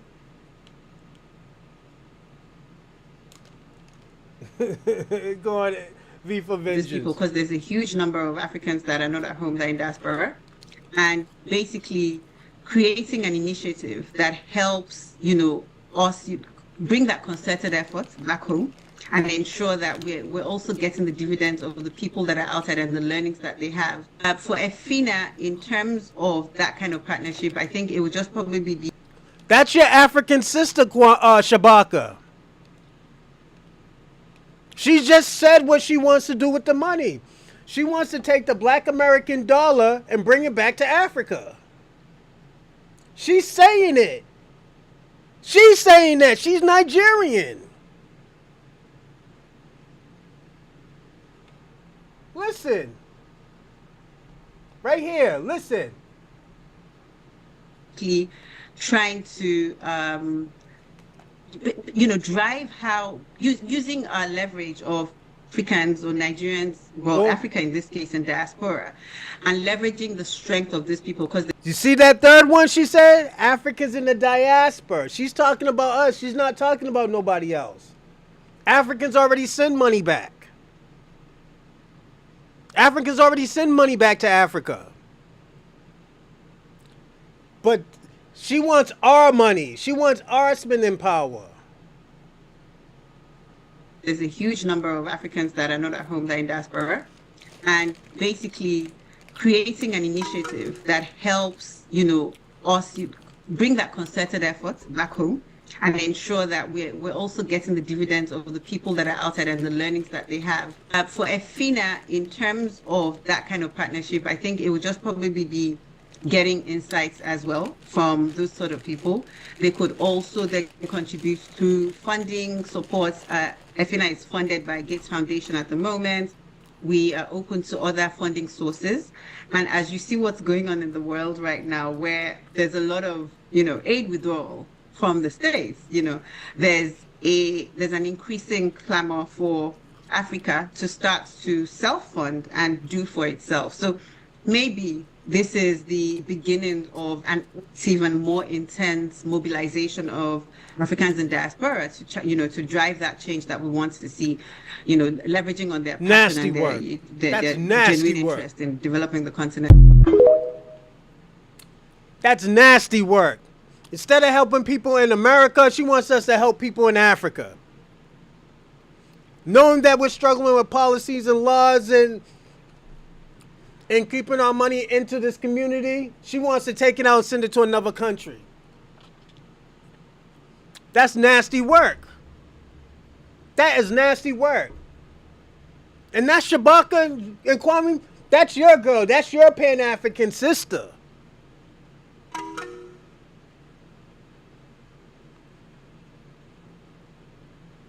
She said no, she didn't say the truth. She said a scam.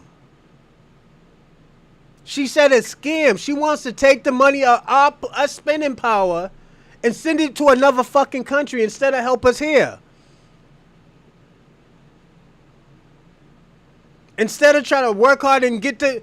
Y'all say y'all fucking hard workers.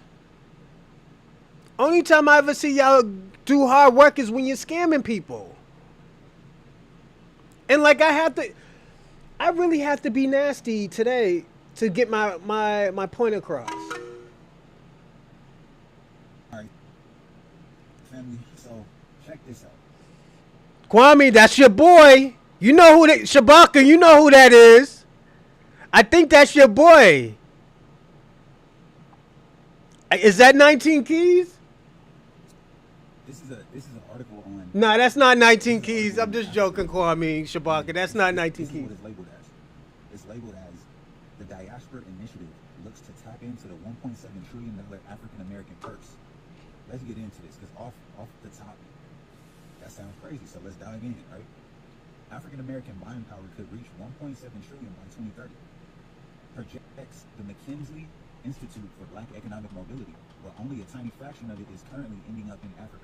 So the first two sentences is telling you that their initiative is to tap into the foundational Black American spending power, and currently it's about $1 trillion, and it's projected to be 1.7 trillion by 2030, and the Africans want some. So with the African Union and Joe Biden's administration, both promoting the diaspora as a key potential source of funding for the continent. That's crazy. Thank you. I told you about these Democrats. I'm going to read that again. Joe Biden administration and the African Union. Kwame, he just showed you the information. Oh, 19 Keys? You just mad because he called Pan-Africanism the CIA. But y'all are funded by the CIA. You can't get mad about that. We have seen the evidence, Kwame. You have seen the evidence. I have showed... You and Shabaka got mad at me when I showed that video. I'm like, whoa, hold on. We just got into the video. Why are you already yelling? Are you that fucking stupid? She's talking about partner. No, there ain't no fucking partnership. Who's partnershiping up with her? We don't benefit. Shabaka, you got to understand, we don't benefit from Africa. We're in America. We can't own it.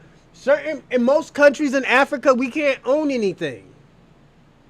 We can only lease. I just figured that shit out. I just found out that. I found that out because I was going to try to buy a place like 3 or 4 years ago. I can't own anything. Then I have to have a certain amount of money coming in that motherfucker to even live there. You know? Are both promoting the diaspora as a key potential source of funding for the continent. It's over.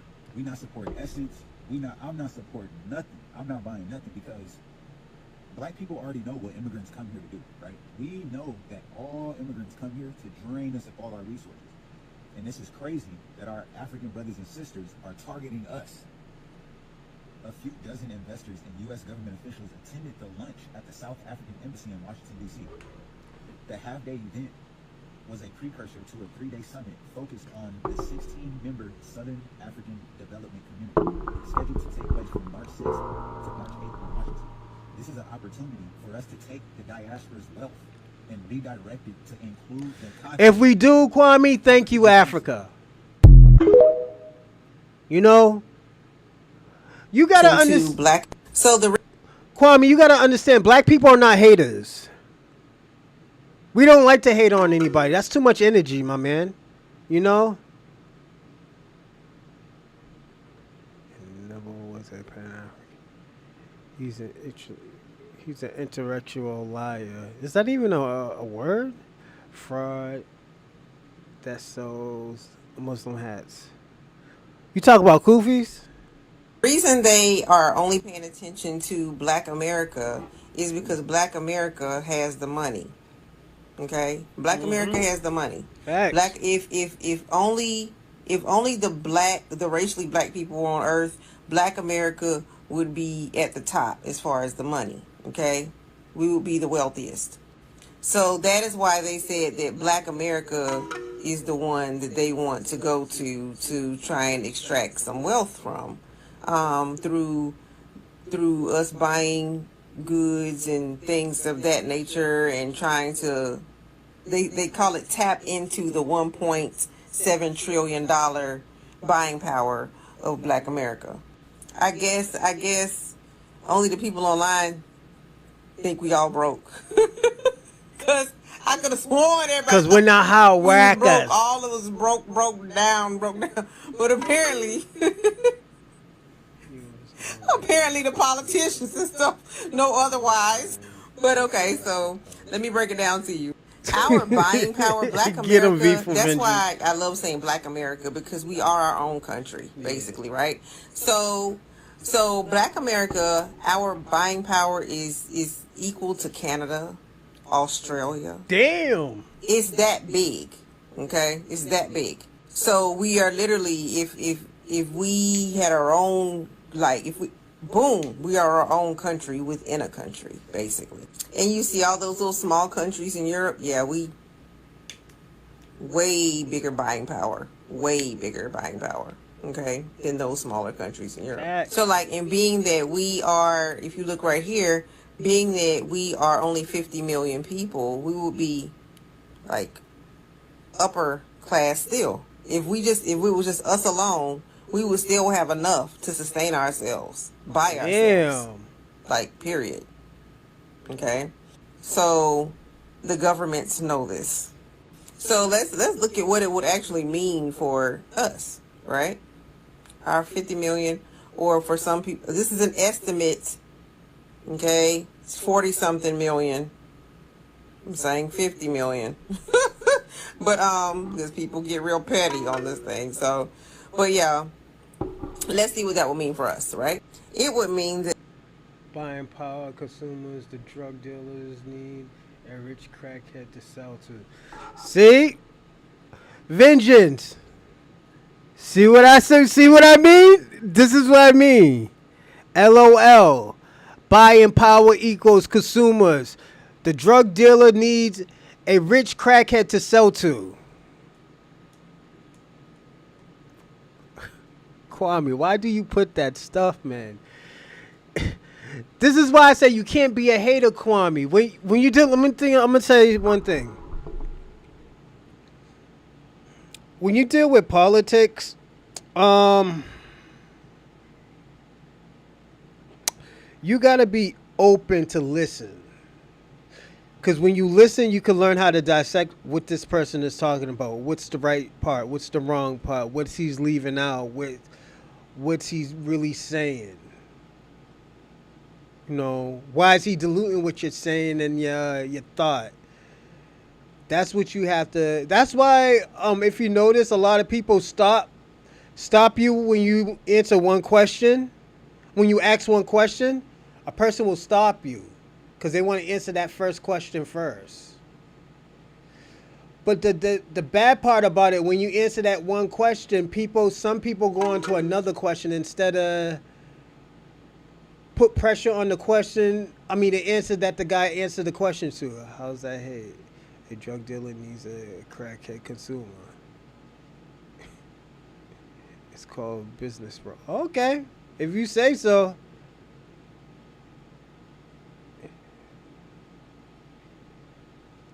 Thank you, V for Vengeance. V for Vengeance know what I'm talking about. yes, all by ourselves, we'd be Thank good. you, V for Vengeance. He Like, understands. we would be good. And that's awesome, right? Except we're not all by ourselves, right?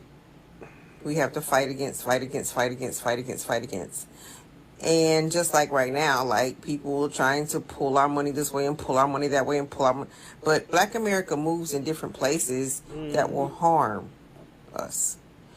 If we would move, let's say if Black America all got it, we would have to move to the exact same place. Okay? Facts. In order for it to benefit us. Okay? So we just spread all out. That's not a good thing. Not for the buying power. Mm-mm. You know, this whole African Union situation is exposing the Democratic Party more. I'm here for it. I have been saying on my page nonstop, the Democrat Party are playing us black people. They've been doing it for years and they still doing it. Yes. Did y'all know that y'all boy, Joe Biden, was about to give over $1 billion to Africa for what? Reparations. The one thing that Jasmine Crockett was talking about, the one thing that Roland Martin, who else? What's that other dude? Al Sharpton, all those black Democrats. Them no good motherfuckers.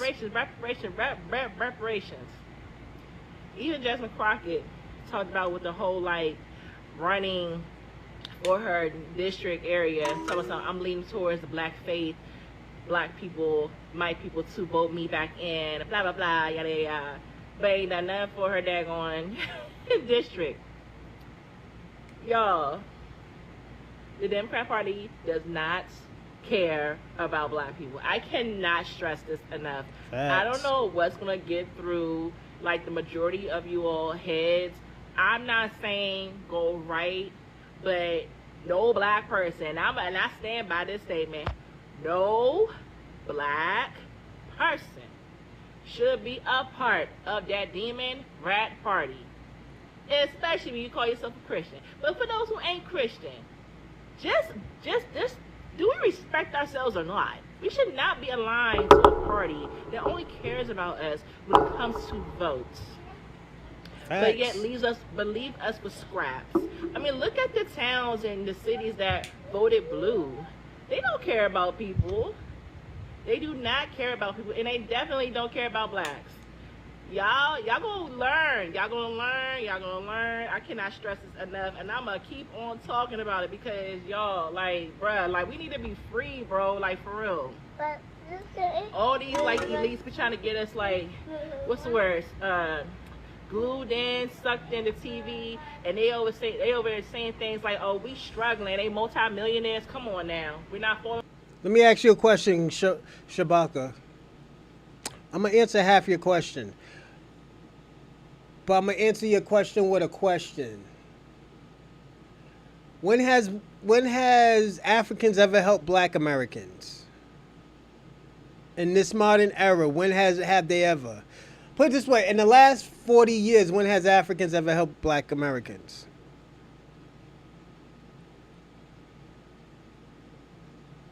You know?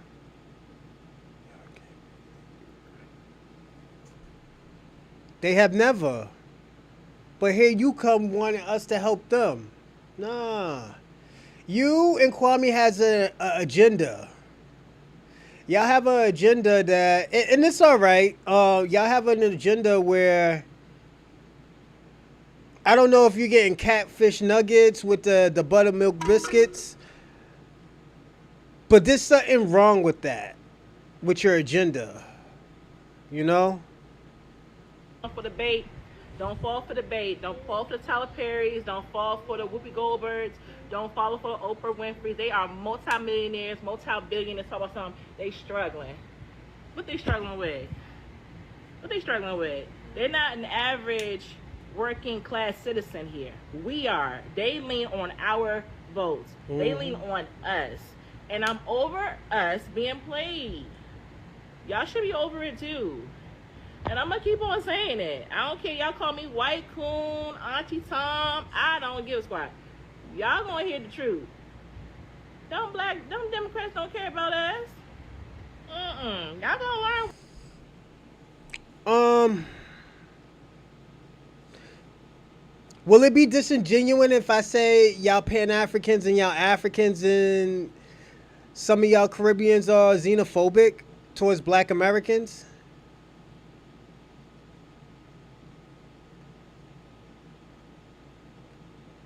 Because the only thing we promote is self-love. Because we're not even helping white America. Like, we're not helping nobody, but Africans and the Caribbeans are the only ones that's really taking it bad. Why is that? Like, yeah, the Latino community is taking it bad, but they're not taking it as bad as the Africans and the Caribbeans. You know? One way to know, this African Union is not opener, because guess who's aligned with that? You guessed it, the Democrat Party. So we have a real bone to pick. The Black American community has a real bone to pick with these diasporic individuals who think that they have a say-so, or they're given a green light by certain politicians that don't represent us to siphon our purchasing power out of our communities without putting any Africa's not an in, independent land. without providing to the community, without offering anything to the community, right? To basically fund their economy and fix shit that they got going on over there. Thank you. Without our say-so. And we see what y'all doing, and y'all not getting away with that shit, and you're gonna have to do proper. Like and also, everybody like and subscribe and comment. And also, if you want to send in a super chat, I just put the link up in the stream chat. So definitely hit that super chat. That'll be really good. Business over here, right? We're not doing the shit that the Chinaman and the Frenchman and the Englishman do over in your country, in your continent, where you let them finesse you out of 360 deals and shit like that and take all your resources. You're not. Brazil, Canada. No, we have a lot of money. So, the African Union adding Black or African Americans as their 6th region. Trump didn't take anything from Black America, Kwame. That's false information. He took stuff from y'all.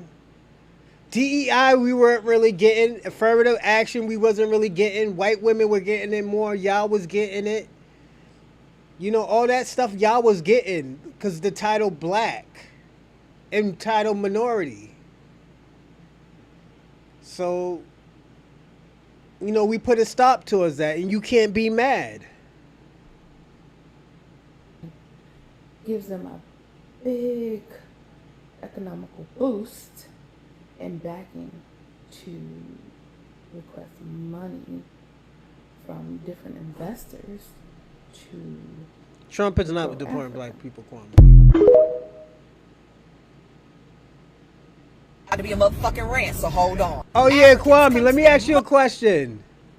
My nigga, did you really say the tangibles that Pan-Africans gave Black America was Kwanzaa? Did you really say that dumb shit?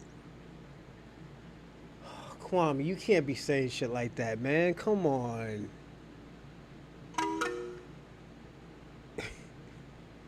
Yo, this nigga Kwame, he said, he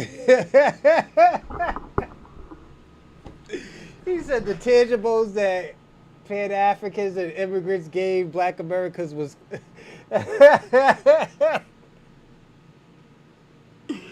nigga said he said the tangibles that Pan-Africans gave Black America, foundational Black America, was Kwanzaa. I'm sorry, Kwame. That shit popped in my head. I'm sorry, but go on. Let's get back to business. Motherfucking front.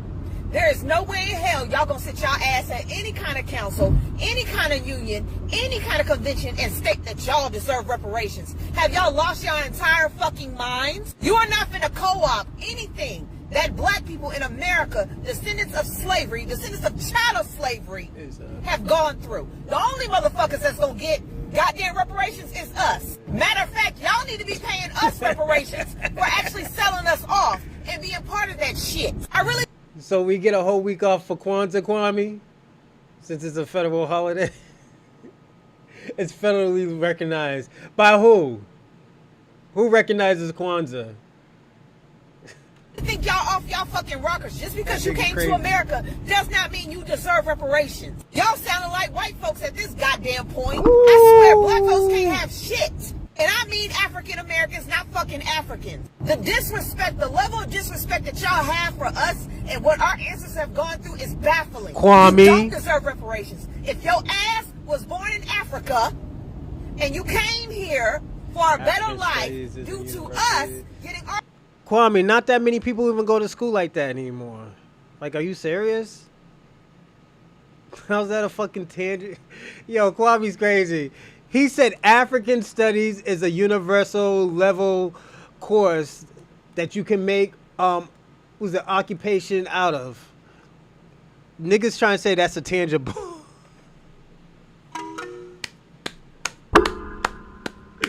Kwame!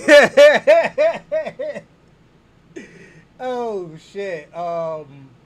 Markets gotta reopen multiple businesses and help other African Americans open businesses.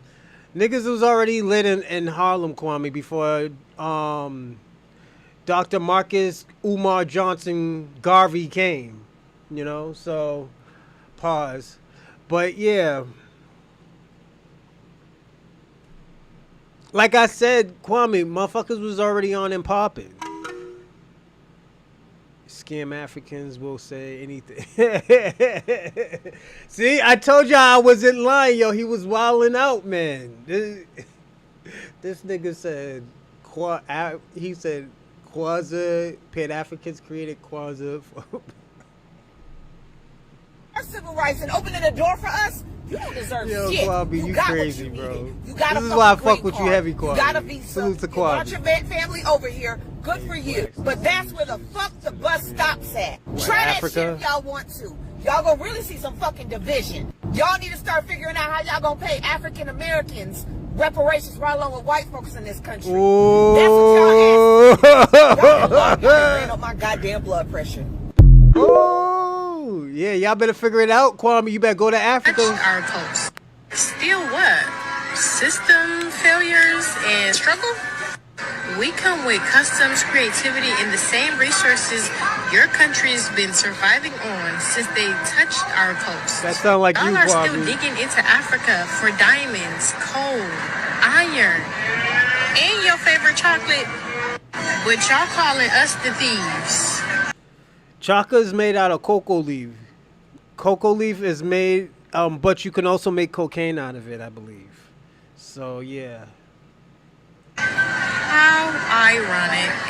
If anything, we're in the right to say y'all are the cosplayers. Delusion! You guys have This lady from Congo is utterly insane.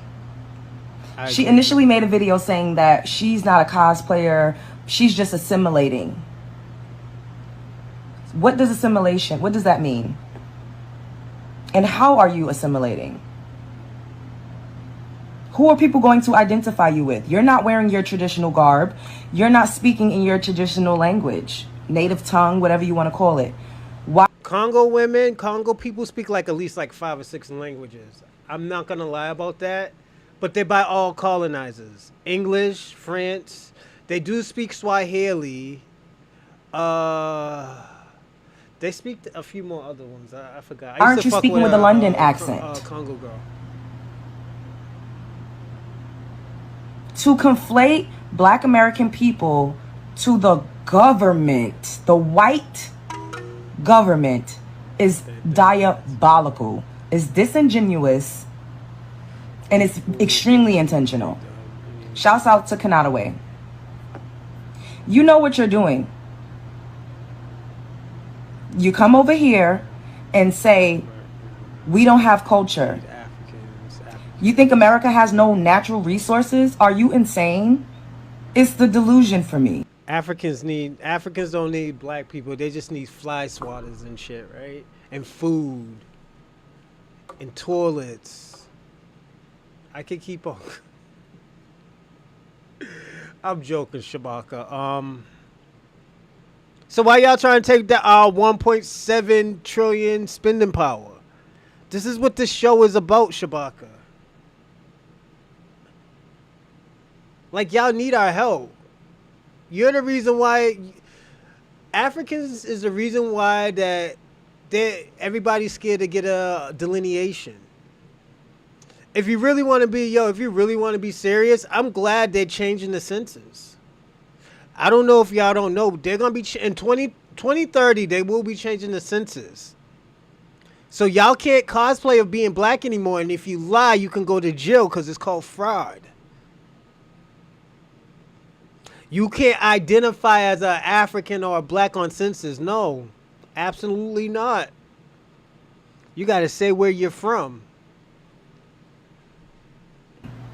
Why are you here? I'm going to say it. I don't give a fuck. This is pissing me off. And you all love to call me xenophobic and say I'm divisive. I am always only ever reacting and responding to blatant. Kwame, she got that New York. Is she from New York? She sound like she from New York, right? She sound like she from New York, right? Yo, I'm gonna say this, all right, and I'm gonna do this. Oh, yo, also, I got some other news. I changed the podcast name, Sincerely My Paramour. I changed the name to the Chocolate Man Podcast. You know, Toy gotta stop lying. Who's Toy? But yeah, that girl sound like she from New York. Some of those girls who got that New York accent, that shit be sexy. You know, New Jersey, the country girls. Oh yeah, them country girls, they be having dope accents. FBAs are the stupidest blacks in the world. Yeah, but that's why you need our spending power, right? That's why you're scared to go to Africa right now. Right? That's why you're not helping them feed people in Africa, right? I don't give a fuck. This is pissing me off. And you all love to call me xenophobic and say I'm divisive. I am always only ever reacting and responding to blatant disrespect. I would never take my beautiful ass over to another country, assimilate, to be like the native people, the people that's actually there, and then talk shit about them. Why are you here, sweetheart? A broken system? How are you surviving in a broken system? Who helped to create a system in which you could even assimilate to with your black ass? Other black ass people that hail from America. How are you even able to successfully migrate here? It's because of us, sweetheart. It's because of our ancestors. We paved the way. Imagine me. I would never want to take off my Black Americanness. That's what you call pure innovation. That's innovations. Why do you foreigners flood space trolls while bringing nothing of actual substance? Shout out to CT Hussey. What's going on? Oh my god. Oh shit. I don't give a fuck where I go in the world, bitch. Couldn't nobody pay me to not be me. I'm not assimilating to shit. That's how proud I am of who I am and where I come from and my lineage. I don't give a fuck where bitch, take me to Mars. I'm still gonna be this beautiful melanin rich chick from Brooklyn, motherfucking New York. I was right. Assimilate? I was right. Who you assimilating to? Y'all hate us so fucking bad. Y'all never want to give us credit and y'all talk shit thinking that you're so much better. That's my other channel, Shabaka. You might like that a little bit better. It's advice on, like, I'll tell stories. We talk about, like, lifestyles, life experiences, women, just everything, man. This one right here is just current events and stuff right now. Right now, what's in the spaces right now is reparation. Like, I think I did one of the dopest shows with y'all. The two dopest shows was on Friday. No, was it Thursday and Saturday? The reason why I say those were my dopest one, we watched the Claude Anderson show, a Claude Anderson reaction video. It didn't get a lot of views, but it was very good. I liked it. And the other one was and shout out for V for Vengeance. I'm gonna say this.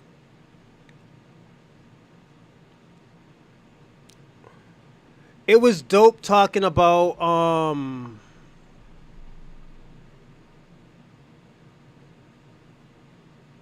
a solution. Cause I know when we get in these spaces, we bicker, we talk shit, you know. We be on our bullshit. Sometimes people be on their FBA shit. Some people be on their Pan-African shit. Some people be on their tether or immigrant shit or their United shit. That's dope. I love it. I love it all. I think this is what makes me keep on doing these type of shows and stuff like that. And it's because of y'all's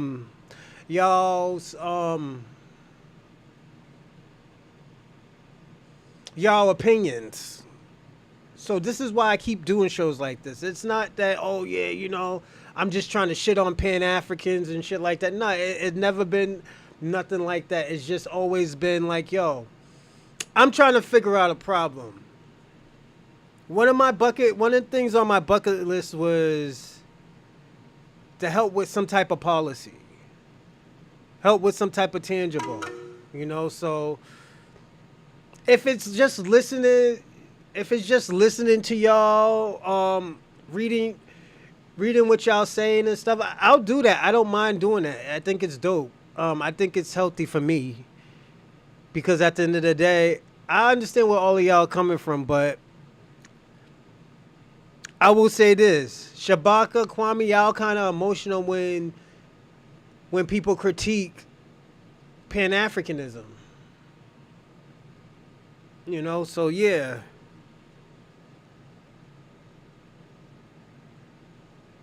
While Facts. being here, why are you here? Go home.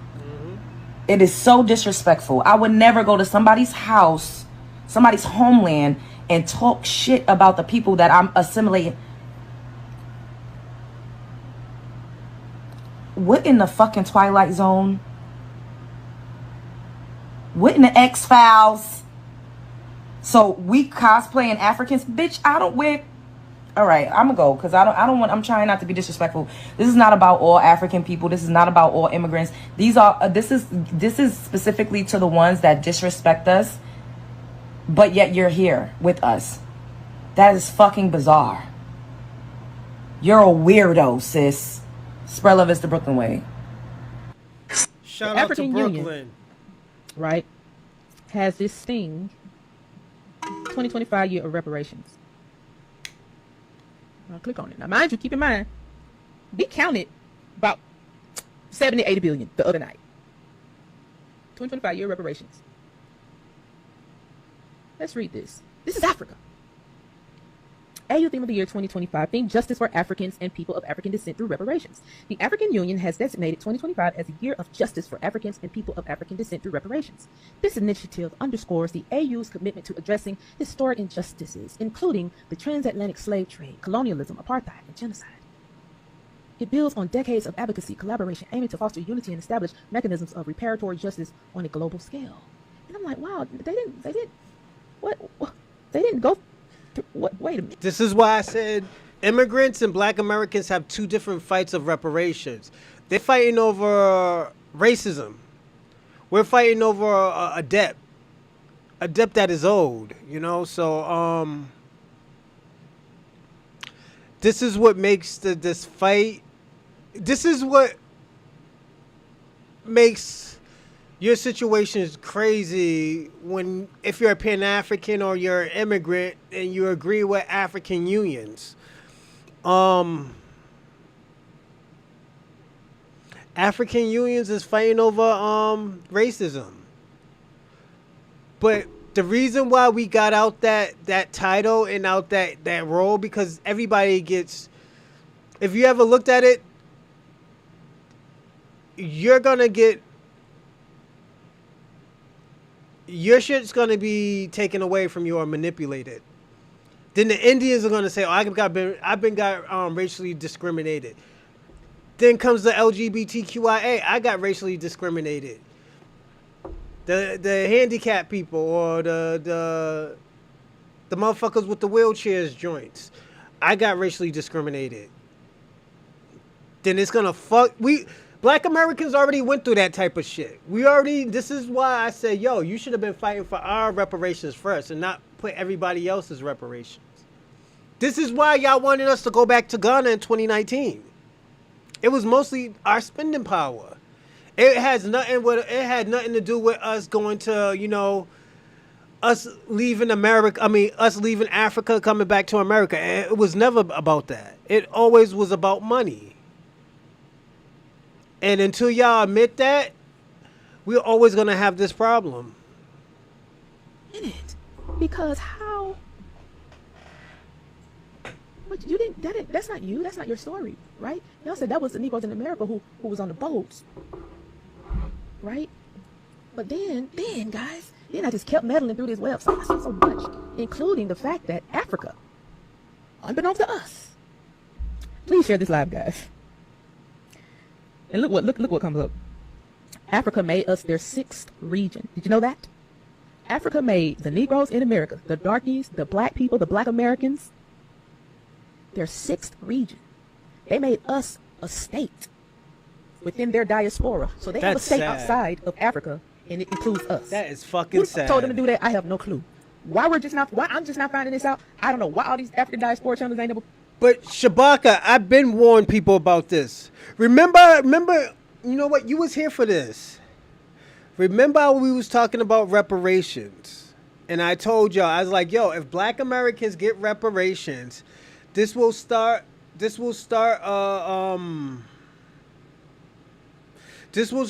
trickle effect with other people getting reparations. You said no. Black people don't deserve reparations. You said that. And I was like, what do you mean? That's a debt that is owed. I was like, this will help Africa. This will help the Caribbean islands. This will help of the Latino community as well. You said no. Black America is xenophobic and they care about themselves. And I said, you don't know what this is going to start. We're showing you the blueprint on how to get reparations. Now, let's speed it up 3 months later. Look what you're doing now. Look what your people are doing now. They're trying to take hostage of black reparations so they can get spending power from our money. After I warned you and I said this, we are showing y'all the blueprint on how to get reparations. All y'all have to do is fall in line with us. You said no. Kwame said no. Now y'all copying our blueprint now. Y'all copying the blueprint that I already told y'all what was going to happen. This is why I say y'all need to take accountability of what y'all doing now. We don't want to be on your game plan because know why? All your shit is scams. Pan-Africanism is scamming. African Union is scamming motherfuckers. We just heard what the Nigerian girl just said. She's from Nigeria. She said she wants to take black spending power money, black spending money that gives us power and put it into developing Africa. That shit that's not going to be for us, only for them. Not for you, Shabaka. Not for you, Kwame. Because at the end of the day, you cannot own anything in Africa. You can't own anything in Africa. There's only a few countries you can own shit in.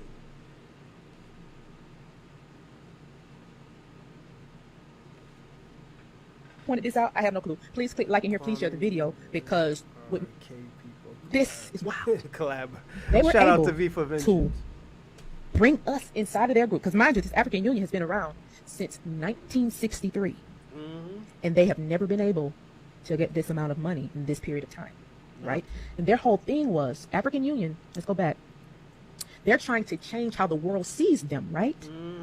And so then some smart nigga over in Africa said, this is how we can change it. Let's bring the Black Americans in and make them our sixth region.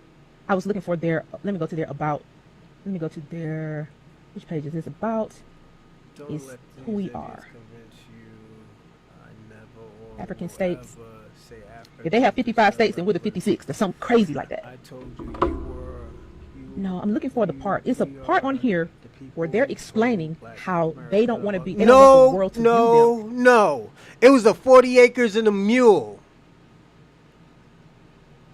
They should have just gave that when they were supposed to. The number's going to go up. And that's what they're getting scared of. The number's going to go up. But the thing about it was, y'all was supposed to have our backs. Y'all had a chance to have a solidarity. Y'all had a chance to have some type of coalition. But you know what you did? Your people went with the white supremacy. Your people always say, oh yeah, they're just going to buy Nikes and Hennessy and Cadillacs. Your people said that. Your people said that. But we put it this way. Let's say America gives Africans money. What are they going to do with their money? They're going to run back to Africa with the money. It's not going to go into America. It's not going to go into America. So again, now the question is, why the fuck is these Africans are even involved in the first place? Again, the reason why y'all was against it, because it wasn't for y'all. It was for your brother. Your so-called brother. Then you turned your backs on us. So now y'all need help. Now y'all want to do the reparations. Y'all trying to use us as the spokesperson, the face of reparations for Africans. That shit ain't gonna work. That shit ain't gonna work. Go ask the Democrats.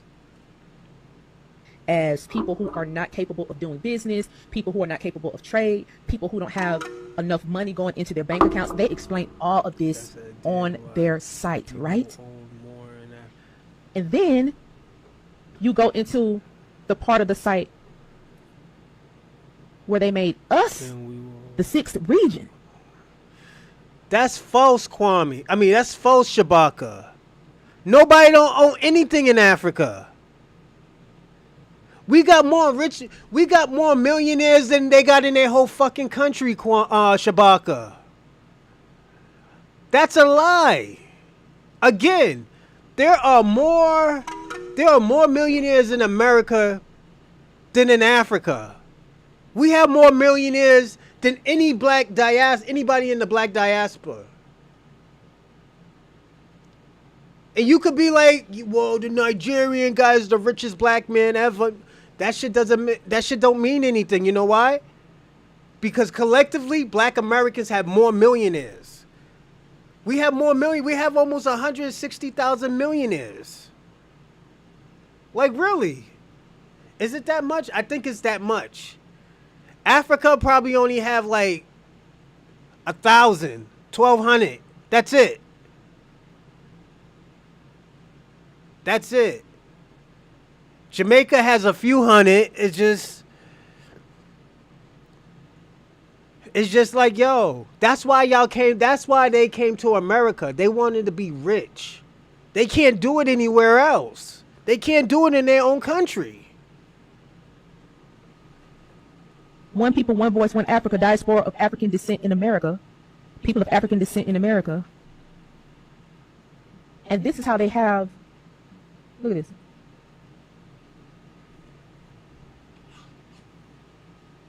Our mission is to galvanize, mobilize, structure, and empower the people of African descent in America, as well as reconnecting them to the motherland. One voice, one people, I'll be one back, Africa. everyone.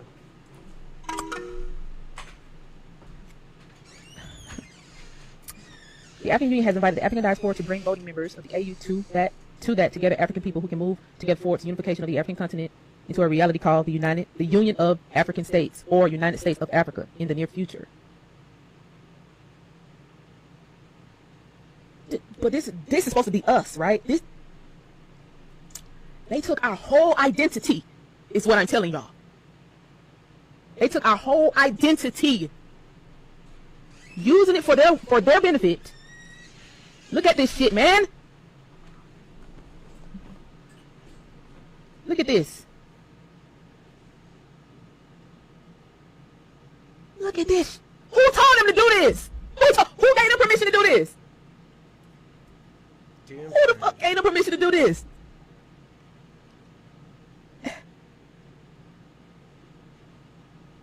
What? But Shabaka, Africans are not really fighting, man. You know, like I said, they're going to turn on Abraham. They're going to turn on Abraham. Africans do it all the time, man. That's one thing I always can say. Africans really don't stick together. Tribally, they only stick tribally together. But country-wise, they won't stick together at all. You know, I would be surprised if they do, but I'm not wasting my breath on this one. You know, they're gonna watch that motherfucker die. That's just how Africa is, man. Yeah, this is wild. This is crazy.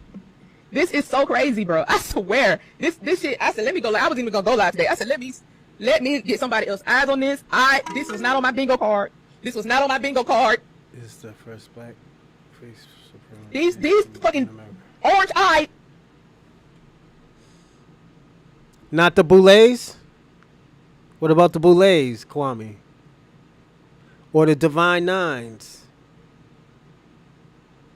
Those are the gatekeepers. Did you know that? And Kwame, let me ask you a question. I be watching your show. I be watching you on Tariq Nasheed's radio.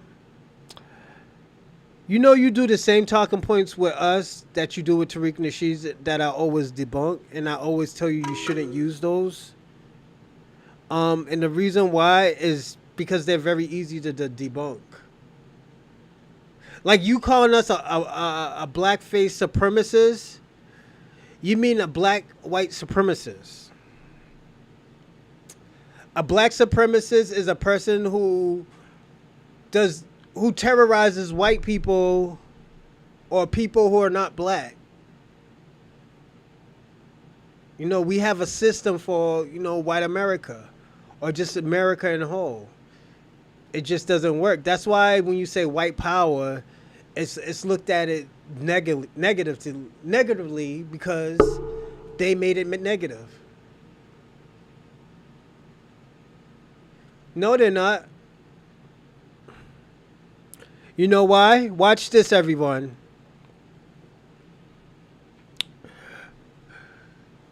The boulets is the reason why a lot of y'all be wearing dresses. And your masculinity is taken away. The boulets.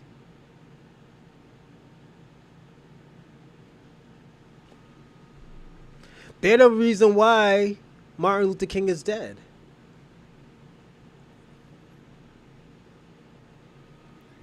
Put us in it. Use us for marketing. And then start brokering deals all over the place. We don't even know we involved in this shit at all. We don't even know. Like, we're involved in their whole like this website. How they're explaining how they want to be the leaders in culture and all of that. And then they're sitting here. Let me show y'all.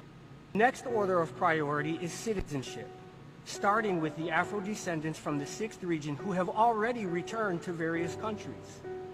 At the AU ECOSOC pre-summit ahead of last February's 38th Ordinary Summit of the Heads of State in Addis Ababa, the State of the African Diaspora Ambassador and President of the Ethiopian World Federation Local in Shashamane, Ms. Jasmine Rowe, informed the summit of the deplorable and inexcusable fact that after 80 years, some Rastafarians... What white person we let off the hook, Kwame? What white person we let off the hook? Name one, I can debunk it. Can't use Donald Trump because we don't really fuck with Donald Trump. All we said is that, like, yo, he didn't make no policies that hurt us. You know? On the land granted he didn't by do Emperor anything Haile for Selassie us. Still do not have citizenship. This and many other problems plague repatriates in many AU member states. For this reason, I am now submitting to the Commission and AU ECOSOC reports prepared by Ambassador Jasmine Rowe, by Obemfo Obadeli Bakari Kambon, PhD of the Abibi Fahodi Think Tank Consortium in Ghana.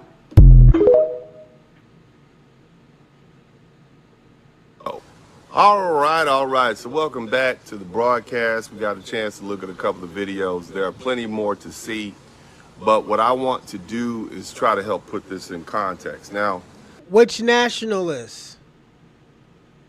We don't let nobody off the hook. Trump ain't off no hook. We still think he's a piece of shit. You know? Name them. We don't know. I don't know any white nationalists if you don't name them, Kwame. You know? But we do need a delineation, you know? For about half a day. Thank you for people like you, Kwame and Shabaka, that we do need a delineation. I think we need a reset from everybody. You know, I call it a reset. It doesn't mean that we're not going to help you. It's a reset. We need to get our shit on popping first before we help y'all now. Decade now. I have been researching the question of reparations, and it started because one of my subscribers many years back asked me to give my opinion on reparations, and what I found was a lot of things. If the question is, who owes foundational Black Americans reparations, we would assume it would be the people who enslaved us, right? And that's an easy. We can look at the people in the, or at least so I thought it was an easy question to answer. We could look at the people in the United States, or what the precursor to the United States, and at that time, as slavery started in 1619, when the first African indentured servants, quote unquote, were brought to Jamestown, Virginia, we would assume it's the English, right? Because at that time, the United States was the territory of what? Great Britain. Okay, well, let's fast forward to 1776. Slavery persisted. And from 1776, those people who had slaves, whether they be in the North or the South, were American citizens. Now here's the thing, here's where it gets really sticky. Oftentimes, African Americans or foundational Black Americans purchased slaves, and they did so for various reasons. Many purchased slaves because they wanted to save their relatives from being sold off to some stranger. But the truth is there were a lot of people who did it because it was a commercial business and they wanted to profit from slavery just like their white counterparts. Nevertheless, slavery was typically a European institution. It was a white institution, and the predominant number of people who owned slaves overall in the country at the time were white. But here's the thing we have to ask ourselves, was slavery legal? Because see, at that time, from 1619 all the way up until the Emancipation Proclamation was signed. Why you always use this word hate? Won't you use disagreed? He disagrees with y'all, you know? Slavery was legal, but here's the catch. It was made illegal by Abraham Lincoln in the states that had seceded from the Union. So technically slavery was still legal in the states that hadn't seceded. So, in the border states. So what does that mean? That means it was illegal, it wasn't illegal. And it wasn't until 1865 at the end of the Civil War when slavery was totally abolished and the 13th Amendment made enslaving people illegal, but for if they're incarcerated. So there's a lot of information that goes into that. Now, a definitive line that I can draw for you is that in 1806, or really 1807, the international slave trade was outlawed.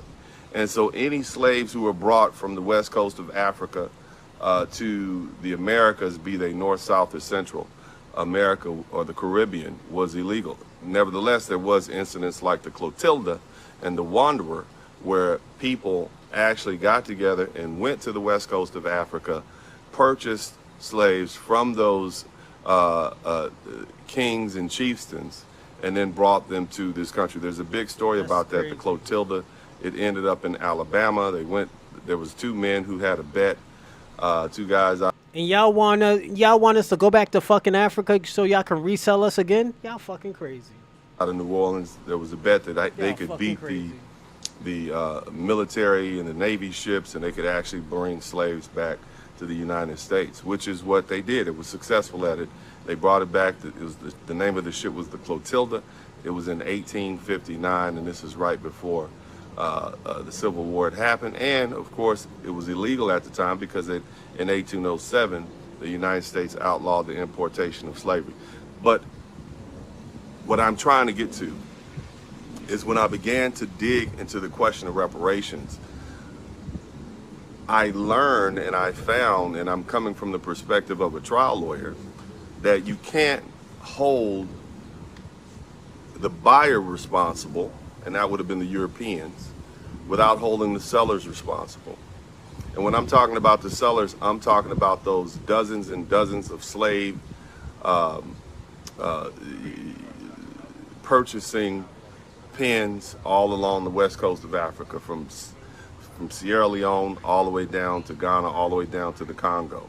And these African nations actively participated in slavery. Now see, here's the thing. A lot of you are saying, the first thing you're going to say is they didn't know what they were doing. And I would think that's foolish, because slavery did not commence with the transatlantic slave trade. For 1,600 years prior to the beginning of the transatlantic slave trade, Africans were selling other Africans on the sub-Saharan or the Saharan slave trade. So they knew the horrors of slavery. In addition to that, as far as the direct connection with the Americas, there were Africans who participated in the slave trade who themselves were enslaved, purchased their freedom or managed to get free, and then they themselves participated in the slave trade. This is a nefarious business venture that persisted for over 500 years. And African leadership knew. When we talk about the king of the Congo, this man was educated in Portugal. He even took on a Portuguese name. He was educated at one of their best universities, and they actually had deals with these different European nations for the exportation of slaves. They benefited from it. There's documentation showing that these African nations, whether they be a chieftain or a kingdom or a queendom, benefited from it. The whole notion of this Dahomey tribe thing, right, was that they were fighting to keep their slaves. This is the whole point. They would initiate wars, they would manufacture wars so they have a reason to go out and take black people from other parts of other nations and bring them in. Now, here's the thing. The problem that you're going to run across is that many people say things like, oh, well, these nations didn't exist. They're going to say things like the country of Nigeria, which was a prominent slave transportation center, didn't exist back then.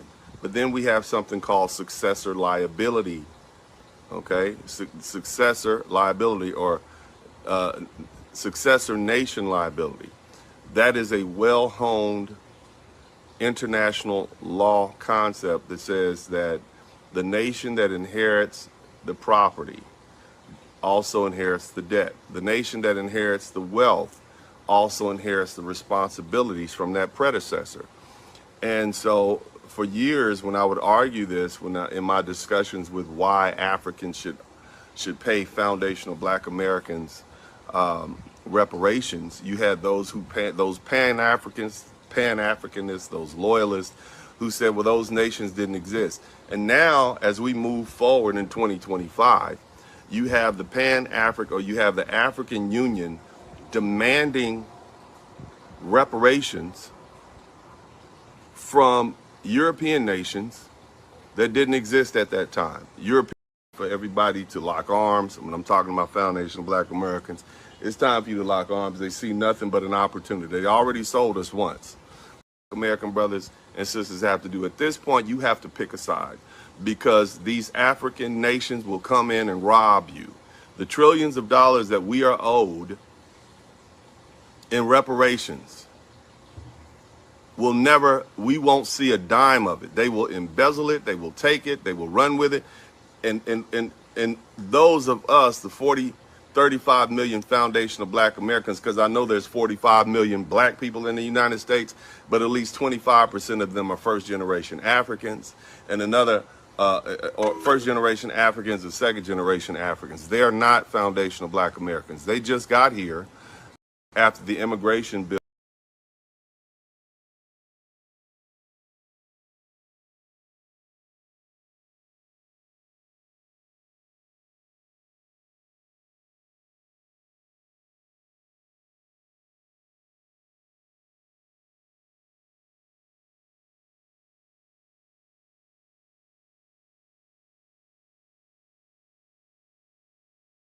was passed in 1965, which allowed them to come over here. Before that, there was no African migration from the motherland, period. So what I'm trying to say, you all, it's time for everybody to lock arms. When I'm talking about foundational Black Americans, it's time for you to lock arms. They see nothing but an opportunity. They already sold us once. We already were an opportunity once for them to sell us into slavery.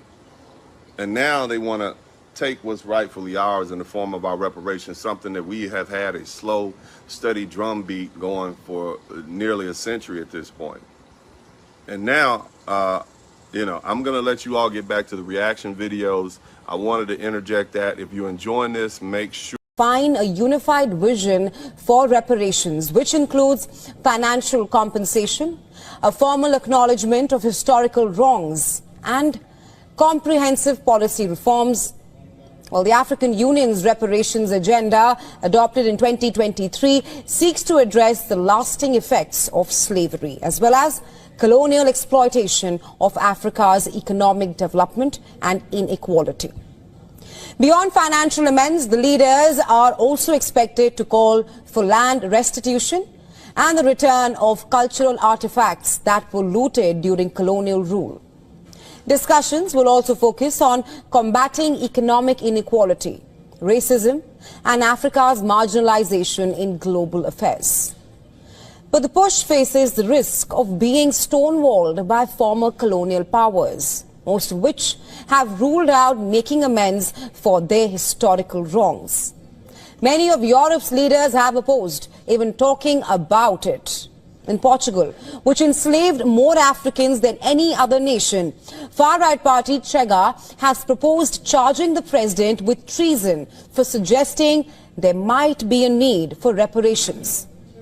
Then in Britain, right-wing populist Nigel Farage has said that Prime Minister Keir Starmer would be weak, and that is if he engaged in talks on this issue of reparations.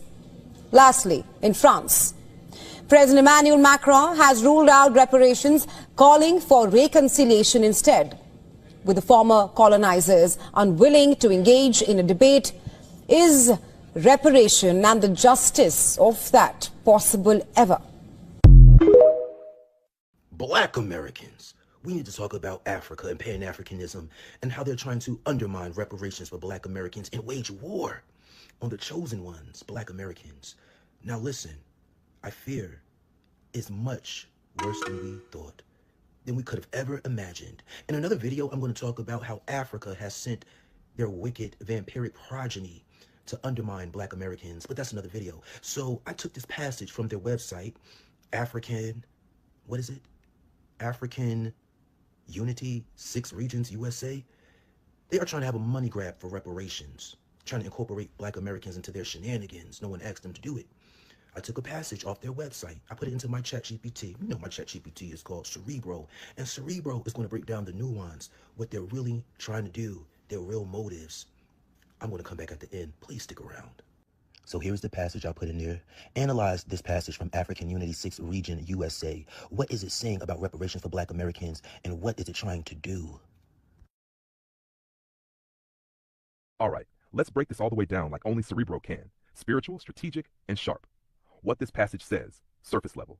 The African Unity 6th Region USA Foundation AU6R USA is part of a broader African diaspora initiative aiming to mobilize and unite people of African descent, especially in the US and Canada, create collaboration and representation between the African diaspora and the African Union, elect US-based reps to the African Union ECOSOC Assembly, aligning with the AU Constitutive Act Article 3U, build sustainable partnerships between Africa and its diaspora for a wider renaissance. What it's trying to do, decoded. This is a Pan-African diplomatic integration effort, not a reparations-focused initiative.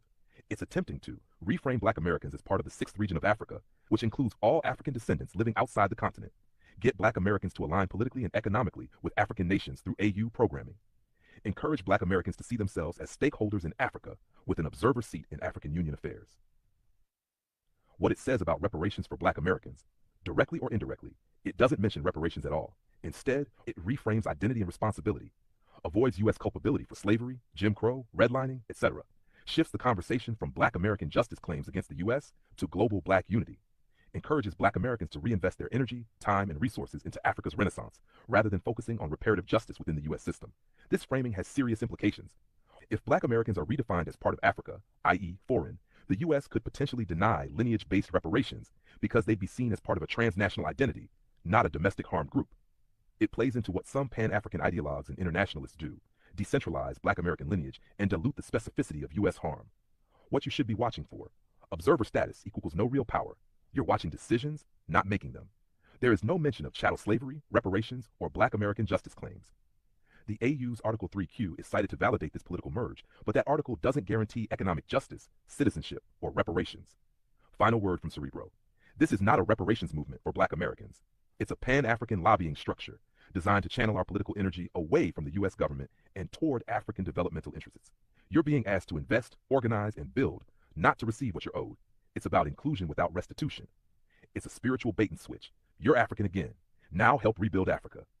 But ain't nobody asked what's owed to the descendants of America's unpaid debt. If you want, I can pull up Article 3QQ from the AU Constitution or show you who funds this foundation, because something tells me there's more under the surface. Let me know if you want to dig.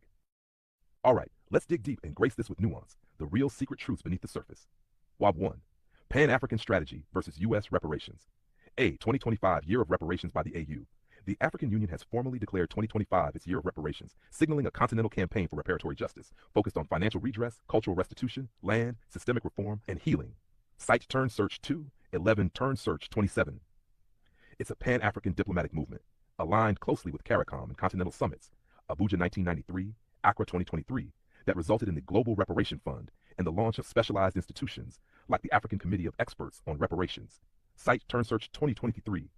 The approach is forward-looking, seeking not just acknowledgement, but structural transformation, healing through Ubuntu, racial justice, and international collaboration. Cite Turn Search 6 and B. Contrast with AU 6 Region USA.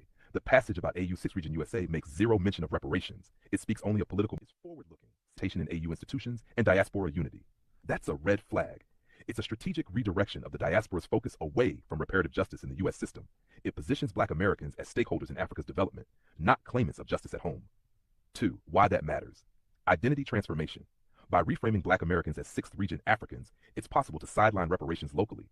If you're no longer primarily a U.S. lineage group, what's the basis for U.S. reparative claims? Political diversion. Energy gets channeled into diaspora advocacy and Africa-U.S. partnerships, not reckoning with historic injustice in the U.S. Tokenistic engagement. Observer status in the AU gives a symbolic platform, not the power to demand or enforce reparations. Nash 3.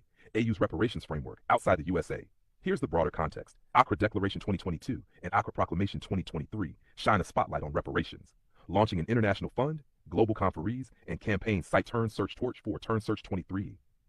African institutions are reaching beyond symbolic gestures, pushing for legal mechanisms, material redress, return of art and land, and debt cancellation. Cite News 2 Turn Search 27.9. 4. Hidden agenda. What feels orchestrated here is the diaspora's gaze being realigned from U.S.-centric accountability, like H.R. 40 Coates' work, demands for wealth equity, land, housing, education, toward Africa-centered partnership, aligning with AU mechanisms, ECOSOC representation, and continental renaissance projects. The clues you were searching for, no reparations language in the USA passage, means it's not a movement for justice in America. The AU and CARICOM are building real funds and policy paths, not lip service. The 6th region pitch is political social redirection, not institutional reparative justice for slavery and Jim Crow harms here. What you can do: 1. Hold the AU 6th region USA accountable. Demand clarity. Does this group support reparations claims in the U.S., or are they deliberately avoiding them? 2. Stay connected to continental reparations mobilization. Tap into the Global Reparations Fund, the AU Committee of Experts, and follow legal movements emerging from Accra. 3. Center lived experience and lineage. Use Coates' model. Root reparations in lineage, policy, economic redress. Do not see the narrative to identity cosmology alone. Conclusion. The AU 6th Region USA is not your reparations movement. It's a diaspora network that reframes Black Americans as Africans in service of Africa's development rather than claimants of justice at home. Meanwhile, the real reparations fight is happening on the continent through AU CARICOM frameworks, legal mechanisms, funding structures, and global solidarity. If you want access to the Global Reparation Fund, drafts of the Accra Proclamation, or how HR 40 aligns disjoints with this continental narrative, I got you. Black Americans, keep in mind, this is from their website. Theme of the year, Reparations 2025. This article is February 15th, 2025 through December 31st, 2025. Where is the reparations? We didn't ask you to do that, Africa. We didn't ask you to speak on the behalf of Black Americans. Black Americans, you see that? Like we've been saying, they want to mobilize, use Black Americans to build up their economy in Africa. They sent their vampiric leech progeny here to undermine us. We're going to talk about that in another video. We're going to connect the dots, but listen. They want your power. That's all they've ever wanted. Did you hear the scheme that my cerebro uncovered? They want you to build their land. It talked nothing about reparations in there. It's all a scheme. They want to trick you out of your birthright. It's the red herring. They don't like you delineating because when you delineate, they can't cosplay and they can't benefit from leaning on these terms, African American and Black American. We've all been talking about this for years, months, and even weeks. This is why I don't play with a lot of Black immigrants. I don't care what they say. They could never gaslight us because we are the intelligent ones. We do our due diligence. We do our research. We ask questions. Of course, Pan-Africanism can't work here. This is not Africa, and we don't have the same goal. They want you to move your voice into their politics, make you politically centered Africa, make your identity Africa, let go of the United States of America. We've been telling you this. I'm going to do another video. I don't want this to be too long. Put them on notice.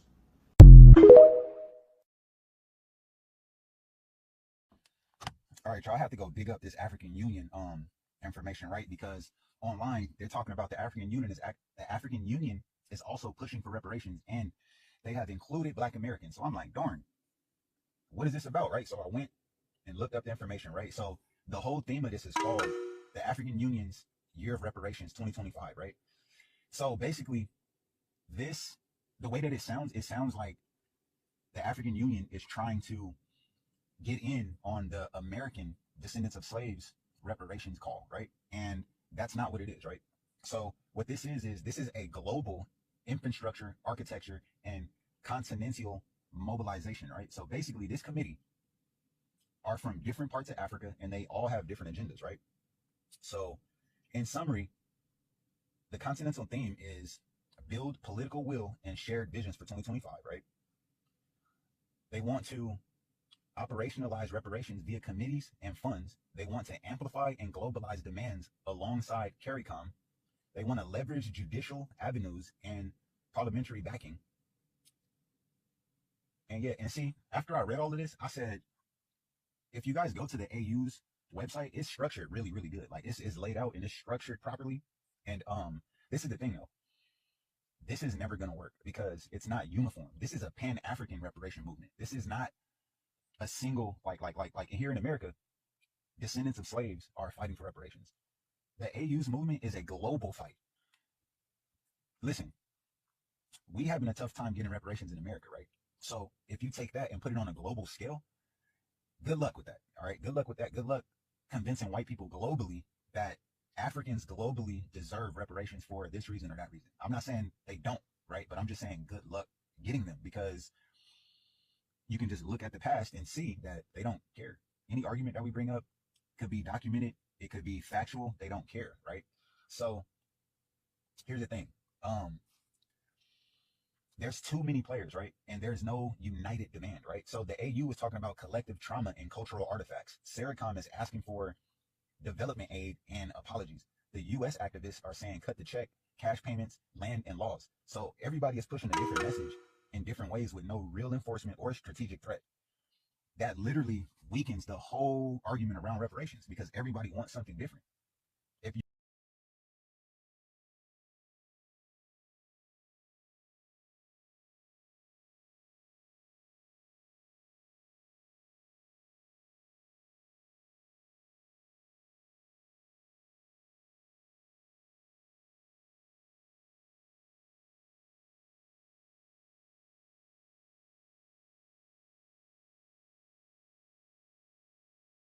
if we're going to get reparations on any level, the argument has to be uniform, right?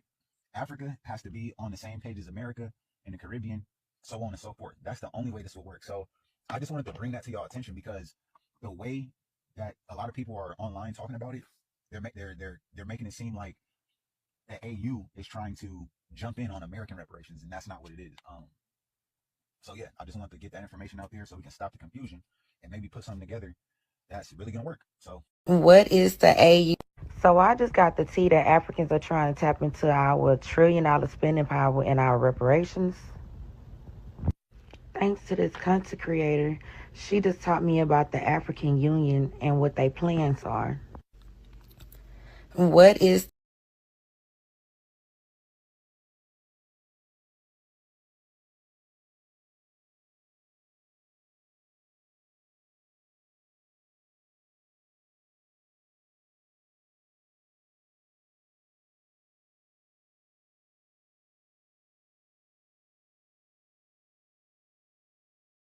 the AU6 region? The African Union, AU, recognizes 5 geographic regions of Africa: North, South, East, West, and Central. The 6th region was created to include the global African diaspora, meaning you and I as so-called Black Americans, whether we agree or not. This designation has no voting rights, no land, no actual citizenship benefits, but it allows African leaders to claim us as an economic and political asset on the global stage. What are they doing right now? Creating Pan-African councils to speak on behalf of Black Americans, claiming us under the AU6 region to get access to grants, global funding, and future reparations, pushing global campaigns for African unity, but not including our demands, history, or sovereignty, meeting with U.S. leaders to form economic pipelines straight from our communities to African businesses and political elites. So why are they talking about reparations? Because if Black Americans win reparations, African institutions want to sit at the table as representatives of the African diaspora, claim partnership statuses in any international reparation funds, direct some of the resources to Africa instead of keeping it in U.S. communities. What do they want to do with the money? Attract investments into African economies, not Black American communities. They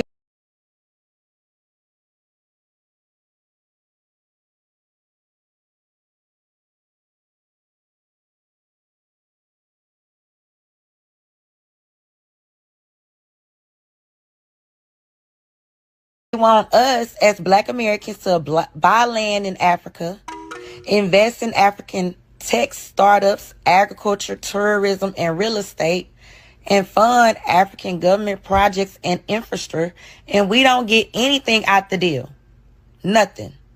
We have to separate ourselves from the Africans. We have to stop calling ourselves African American and Black, and we got to stop spending our money in their businesses. Umar Book Club has started a petition. This petition is to get Black and African American removed from the census and to get our own correct classification on the census. We need in between 10 and 50K signatures.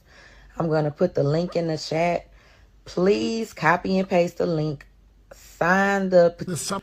we do not reparations firmly to the fore. Mr. President, we do not seek to shirk any responsibility for the problems we face that are of our own making. And it bears repeating that we are not craving for sympathy, and we do not want to be a scar on anybody's conscience. But we cannot, and the world should not pretend that the present-day economic and social conditions of Africa have nothing to do with the historical injustices that have fashioned the structures of the world. It is time to acknowledge openly that much of Europe and the United States have been built from the vast wealth harvested from the sweat, tears, blood, and horrors of the transatlantic slave trade and the centuries of colonial exploitation. Maybe we should also admit that it cannot be easy to build confident and prosperous societies from nations that for centuries have their natural resources looted and their peoples traded as commodities. For centuries, the world has been unwilling and unable to confront the realities of the consequences of the slave trade. But gradually, this is changing, and it is time to bring the subject of reparations firmly to the fore. Granted, the current generations are not the ones that engaged in the slave trade, but that grand inhuman enterprise was state-sponsored and deliberate, and its benefits are clearly interwoven with the present-day economic architecture of the nations that designed and executed it. Reparations must be paid for the slave trade. No amount of money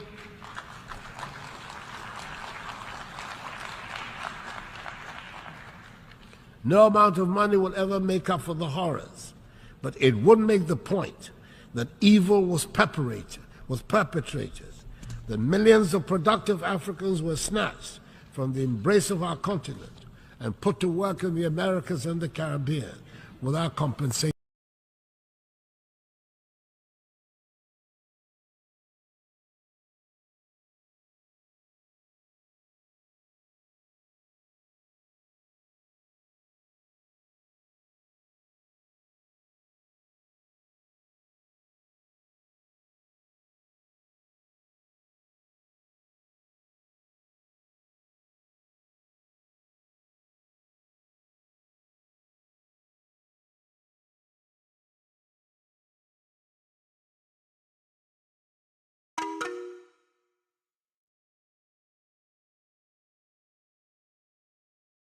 For their labor. If there are any hesitations in some minds about the paying of reparations, it is worth considering the fact that when slavery was abolished, the slave owners were compensated for the loss of the slaves because the human beings were labeled as property, deemed to be commodities. Surely, this is a matter that the world must confront and can no longer ignore. The African Union has authorized Ghana to hold a global conference on the issue in November in Accra. It is probably also the time to return to that vexed subject of illicit financial outflows out of the continent of Africa. I refer to the report of the panel chaired by the highly respected former South African President Thabo Mbeki on the illicit flow of funds from Africa, which states that Africa is losing annually more than 88 billion United States dollars through illicit financial outflows. Yes, those monies too must be returned to the continent. It is difficult to understand why the recipient countries are comfortable about retaining such funds and are happy to call those countries from whom the monies are taken as corrupt. I believe that a joint task force of the African Union Commission and the OECD Secretariat under the auspices of the United Nations should be charged to find ways of stopping the damaging outflows.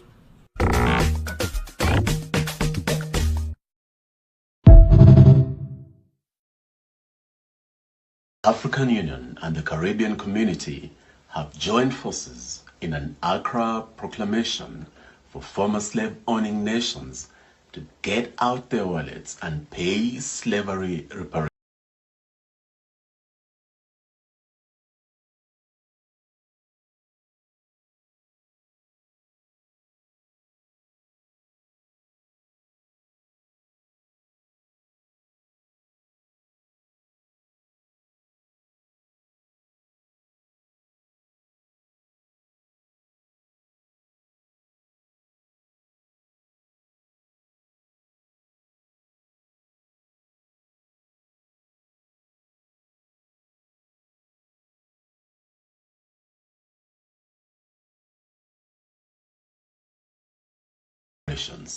Consider these words of Ghana's President Nana Akufo-Addo in his opening remarks at the summit. The entire period of slavery meant that our progress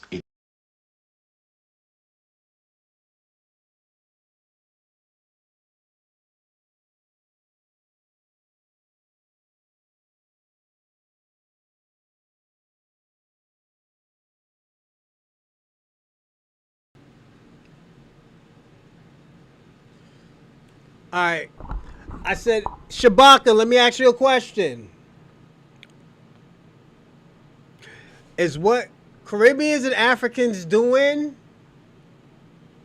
is that a form of begging for reparations?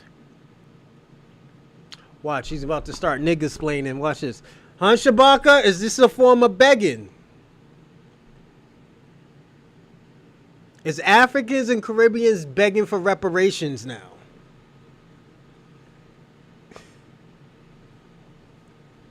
economically, culturally, and psychologically, You know I'm gonna do a show on that shit was tomorrow. stifled. There are legions of stories of families who were torn apart. You cannot quantify the effects of such tragedies, but they need to be recognized. What forms should this recognition take? Should Western nations apologize formally for the slavery sins of their ancestors? Should they pay reparations? How much? There are thousands of answers to this question. Shabaka just Here ran. is Look at one him. of those answers from the UK Prime Minister. Don't let these fools of FBA confuse you what our FBA's plans to get reparations. No, we are demanding reparations. Oh, what I tell you? This nigga's an agent. Shabaka, y'all niggas is agents. Y'all niggas is agents. You know what I'm gonna say, right? What is the difference? You've been saying for the last 4 months, Black Americans is begging for reparations. These Caribbeans and these Africans is begging for what? Reparations. You know I was gonna get you, Shabaka. Don't let Kwame come up here. I'm gonna ask him the same thing too. Rishi Sunak. Trying to unpick our history is not the right way forward, and is not something we will focus our energies on. Obviously, I disagree. Here is my answer. We must right the wrongs of the past so that we don't repeat those wrongs in future. You knew I was gonna get you, Reparations Shabaka, are right? part of righting the wrongs of slavery. You knew I was gonna get you. What's your answer? Y'all niggas is begging. Y'all niggas is begging. Well, well, well. Lala Brown. Is them niggas begging? And we got him. Y'all niggas is begging for reparations. You know I'm gonna rub that in y'all face now. You know it.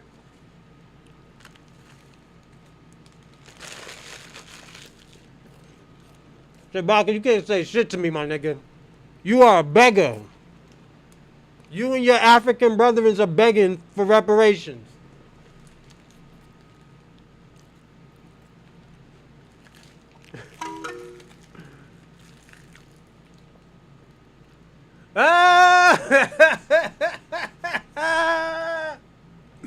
Them begging niggas.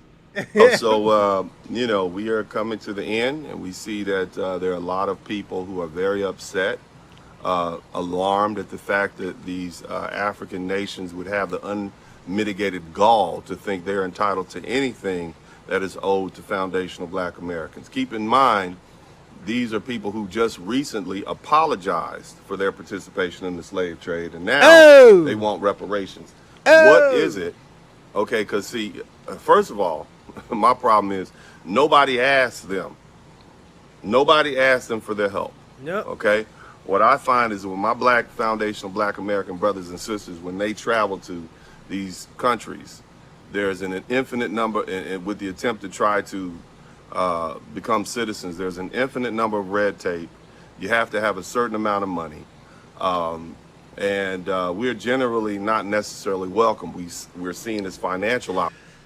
Shabaka, please white man, let me get reparations. Let me get restoration. I need to bite some more bushmeat. Y'all begging ass niggas. No, I'm gonna call you that. Where my begging ass tether brother is? Opportunities. And that's largely Y'all what they niggas see is us some as beggars. now. The funny thing is, all of the spokesperson, all of the people who apparently are speaking up on behalf of foundational Black Americans are themselves not foundational Black Americans. They are largely people of African descent. Facts. First generation Africans, people who are have different nationalities. I believe the head of Region 6, who speaks on behalf of foundational Black Americans, a woman named Blessing, is a Nigerian.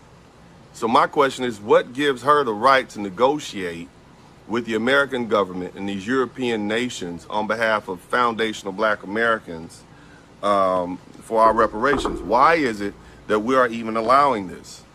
Why is it, what makes them even think they have standing to do that? We don't ask them to speak for us. They don't understand our experience. They don't have our lived experience. And just because you have Africans who have come to this country and have had to endure some of the microaggressions and racism that we've had to endure, there's nothing like Red Summer. They don't have relatives. They don't have the passed down generational trauma that we had to deal with coming out of slavery. Reconstruction, where, you know, we had an opportunity to build ourselves up, and then right after Reconstruction ended, all the land the foundational Black Americans had accumulated was simply taken from us. Strong arm. Kwame, don't let me catch you up here. In Georgia right now, it's currently the Hey yo, Kwame, don't let me catch you up here with your begging ass. I'ma say that. The begging ass Kwame. That nigga begging for reparations. wealthiest county in Georgia. That land was owned by foundational Black American forefathers and mothers. And white people literally showed up at their front door, not the government, just regular white people, pulled guns out and literally held pew-pews to their head and said, unless you turn this land over, we're going to unalive you and your entire family. They would bundle together sticks and put them on the front step. And that would let them know that they had a short time, 24 hours to get out of town. And if they didn't, the next time it would be dynamite. And so our people had to literally flee from those houses and that land. And then white people moved right in behind them and to this day, occupy houses and land rightfully owned and purchased by foundational Black Americans. Africans don't know anything about that. They don't understand that experience. You haven't heard that stories. Where would we be had there not been that unlawful taking by regular citizens of foundational Black American property after 1877 when Reconstruction ended? Where would we be if in 1919 we didn't have red? You owe them over 2 billion people are some begging niggas. That's what I'm going to tell you, Shabaka. Them niggas, you know what? I'm going to land here. Thank you, Dennis. We appreciate everything. I got something to say. And y'all might not like what I'm going to say. You Africans, you Caribbeans, y'all some begging ass victimizing victimizing mentality type of niggas. I got to be personally honest. Y'all out here begging for money. Y'all not begging for no generational wealth. You're not begging for no reparations. Y'all begging for racism. Y'all niggas is begging for racism for some shit that y'all did. And like, yo, we gotta call it as it is. Y'all ain't worth shit. I gotta be personally honest. Y'all ain't even worth a motherfucking pot to piss in right now. I don't trust none of y'all. And as my family member and as the legendary Star Train always said, I haven't met an African that had good intentions. I have never. Y'all the most unloyalist, deceitful type of motherfuckers. I gotta be personally honest with y'all. I don't know how. Give me a second, everyone. Alright. I don't know how the hell y'all think y'all deserve some type of reparations. When I was saying that, I said, yo, it would have been a trickle effect. Y'all would have got reparations for all the resources was stolen from y'all. That's generational wealth. But all that bullshit y'all been doing for the past 2 years, talk about we ain't got no culture, we got a victim mind, we got a victimhood and all this and that. We're crackheads, we're drug dealers, we make baby mamas and all this other shit. It's time for us to kick your fucking back in now. All y'all motherfucking Africans, y'all better stop begging. Get off your fucking knees crying and bitching and moaning for some reparations. Y'all niggas don't even deserve it. That shit was almost 250 years ago. We can be honest about it. Oh my God. But y'all niggas don't deserve no type of reparation at all. Y'all do not. Yo, I want to start giving my thanks out. I want to give my thanks to Lala Brown, Shabaka, Kwame, SP. Let's see. I said Kwame. Damn, Kwame. V for Vengeance. Hold on, let me start over. SP, Vengeance, Lala Brown, Kwame, Shabaka, V for Vengeance, the Hula Gang, salute.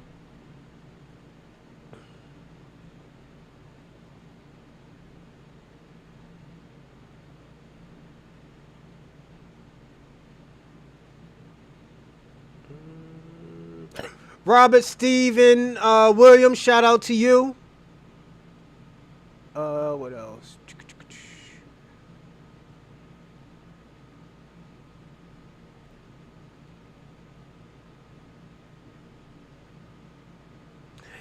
Andre Townsend. American Dream, salute.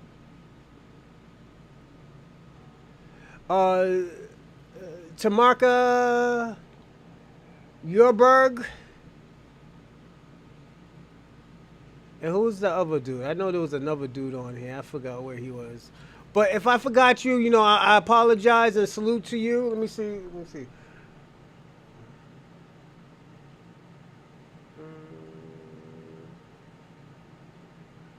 Shout out to Crazy Monkey. Oh yeah, so Dewberry, salute. Del Monte, salute. And all the other people who was on the show and watched. And also oh yeah, always shout out to World's Best Hair Braider. That's SB's homie right there.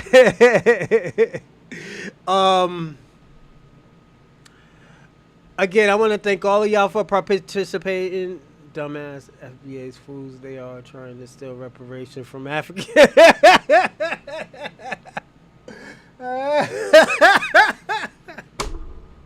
Yo, Shabaka's crazy. Salute to Shabaka, man. He said FBA's is trying to steal reparations from Africans.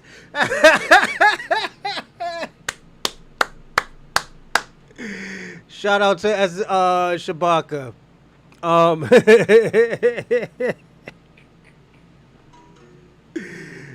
Tomorrow, bros, we good tomorrow. Yeah, tomorrow we're gonna do it. We're gonna do it, yo. We'll do the topic question. Is the Africans in the Caribbeans begging for reparations now? Oh shit. But thank you, Shabaka. You always entertaining, man. Even though you're against me. You too, Lala. All of y'all. Y'all are very entertainment. Yo, thank y'all. I'm thinking about doing a review show where we watch all our shows that we recorded, we live stream and stuff. We all watch it together and we just laugh. So I'm thinking about doing some shit like that. I've been here for duration. Yeah, cold. Salute. But yeah, we'll see y'all tomorrow. I think I have to do 2 shows tomorrow. So yeah, thank everybody. Salute to everybody. And again, like and subscribe, comment, hit that super chat, and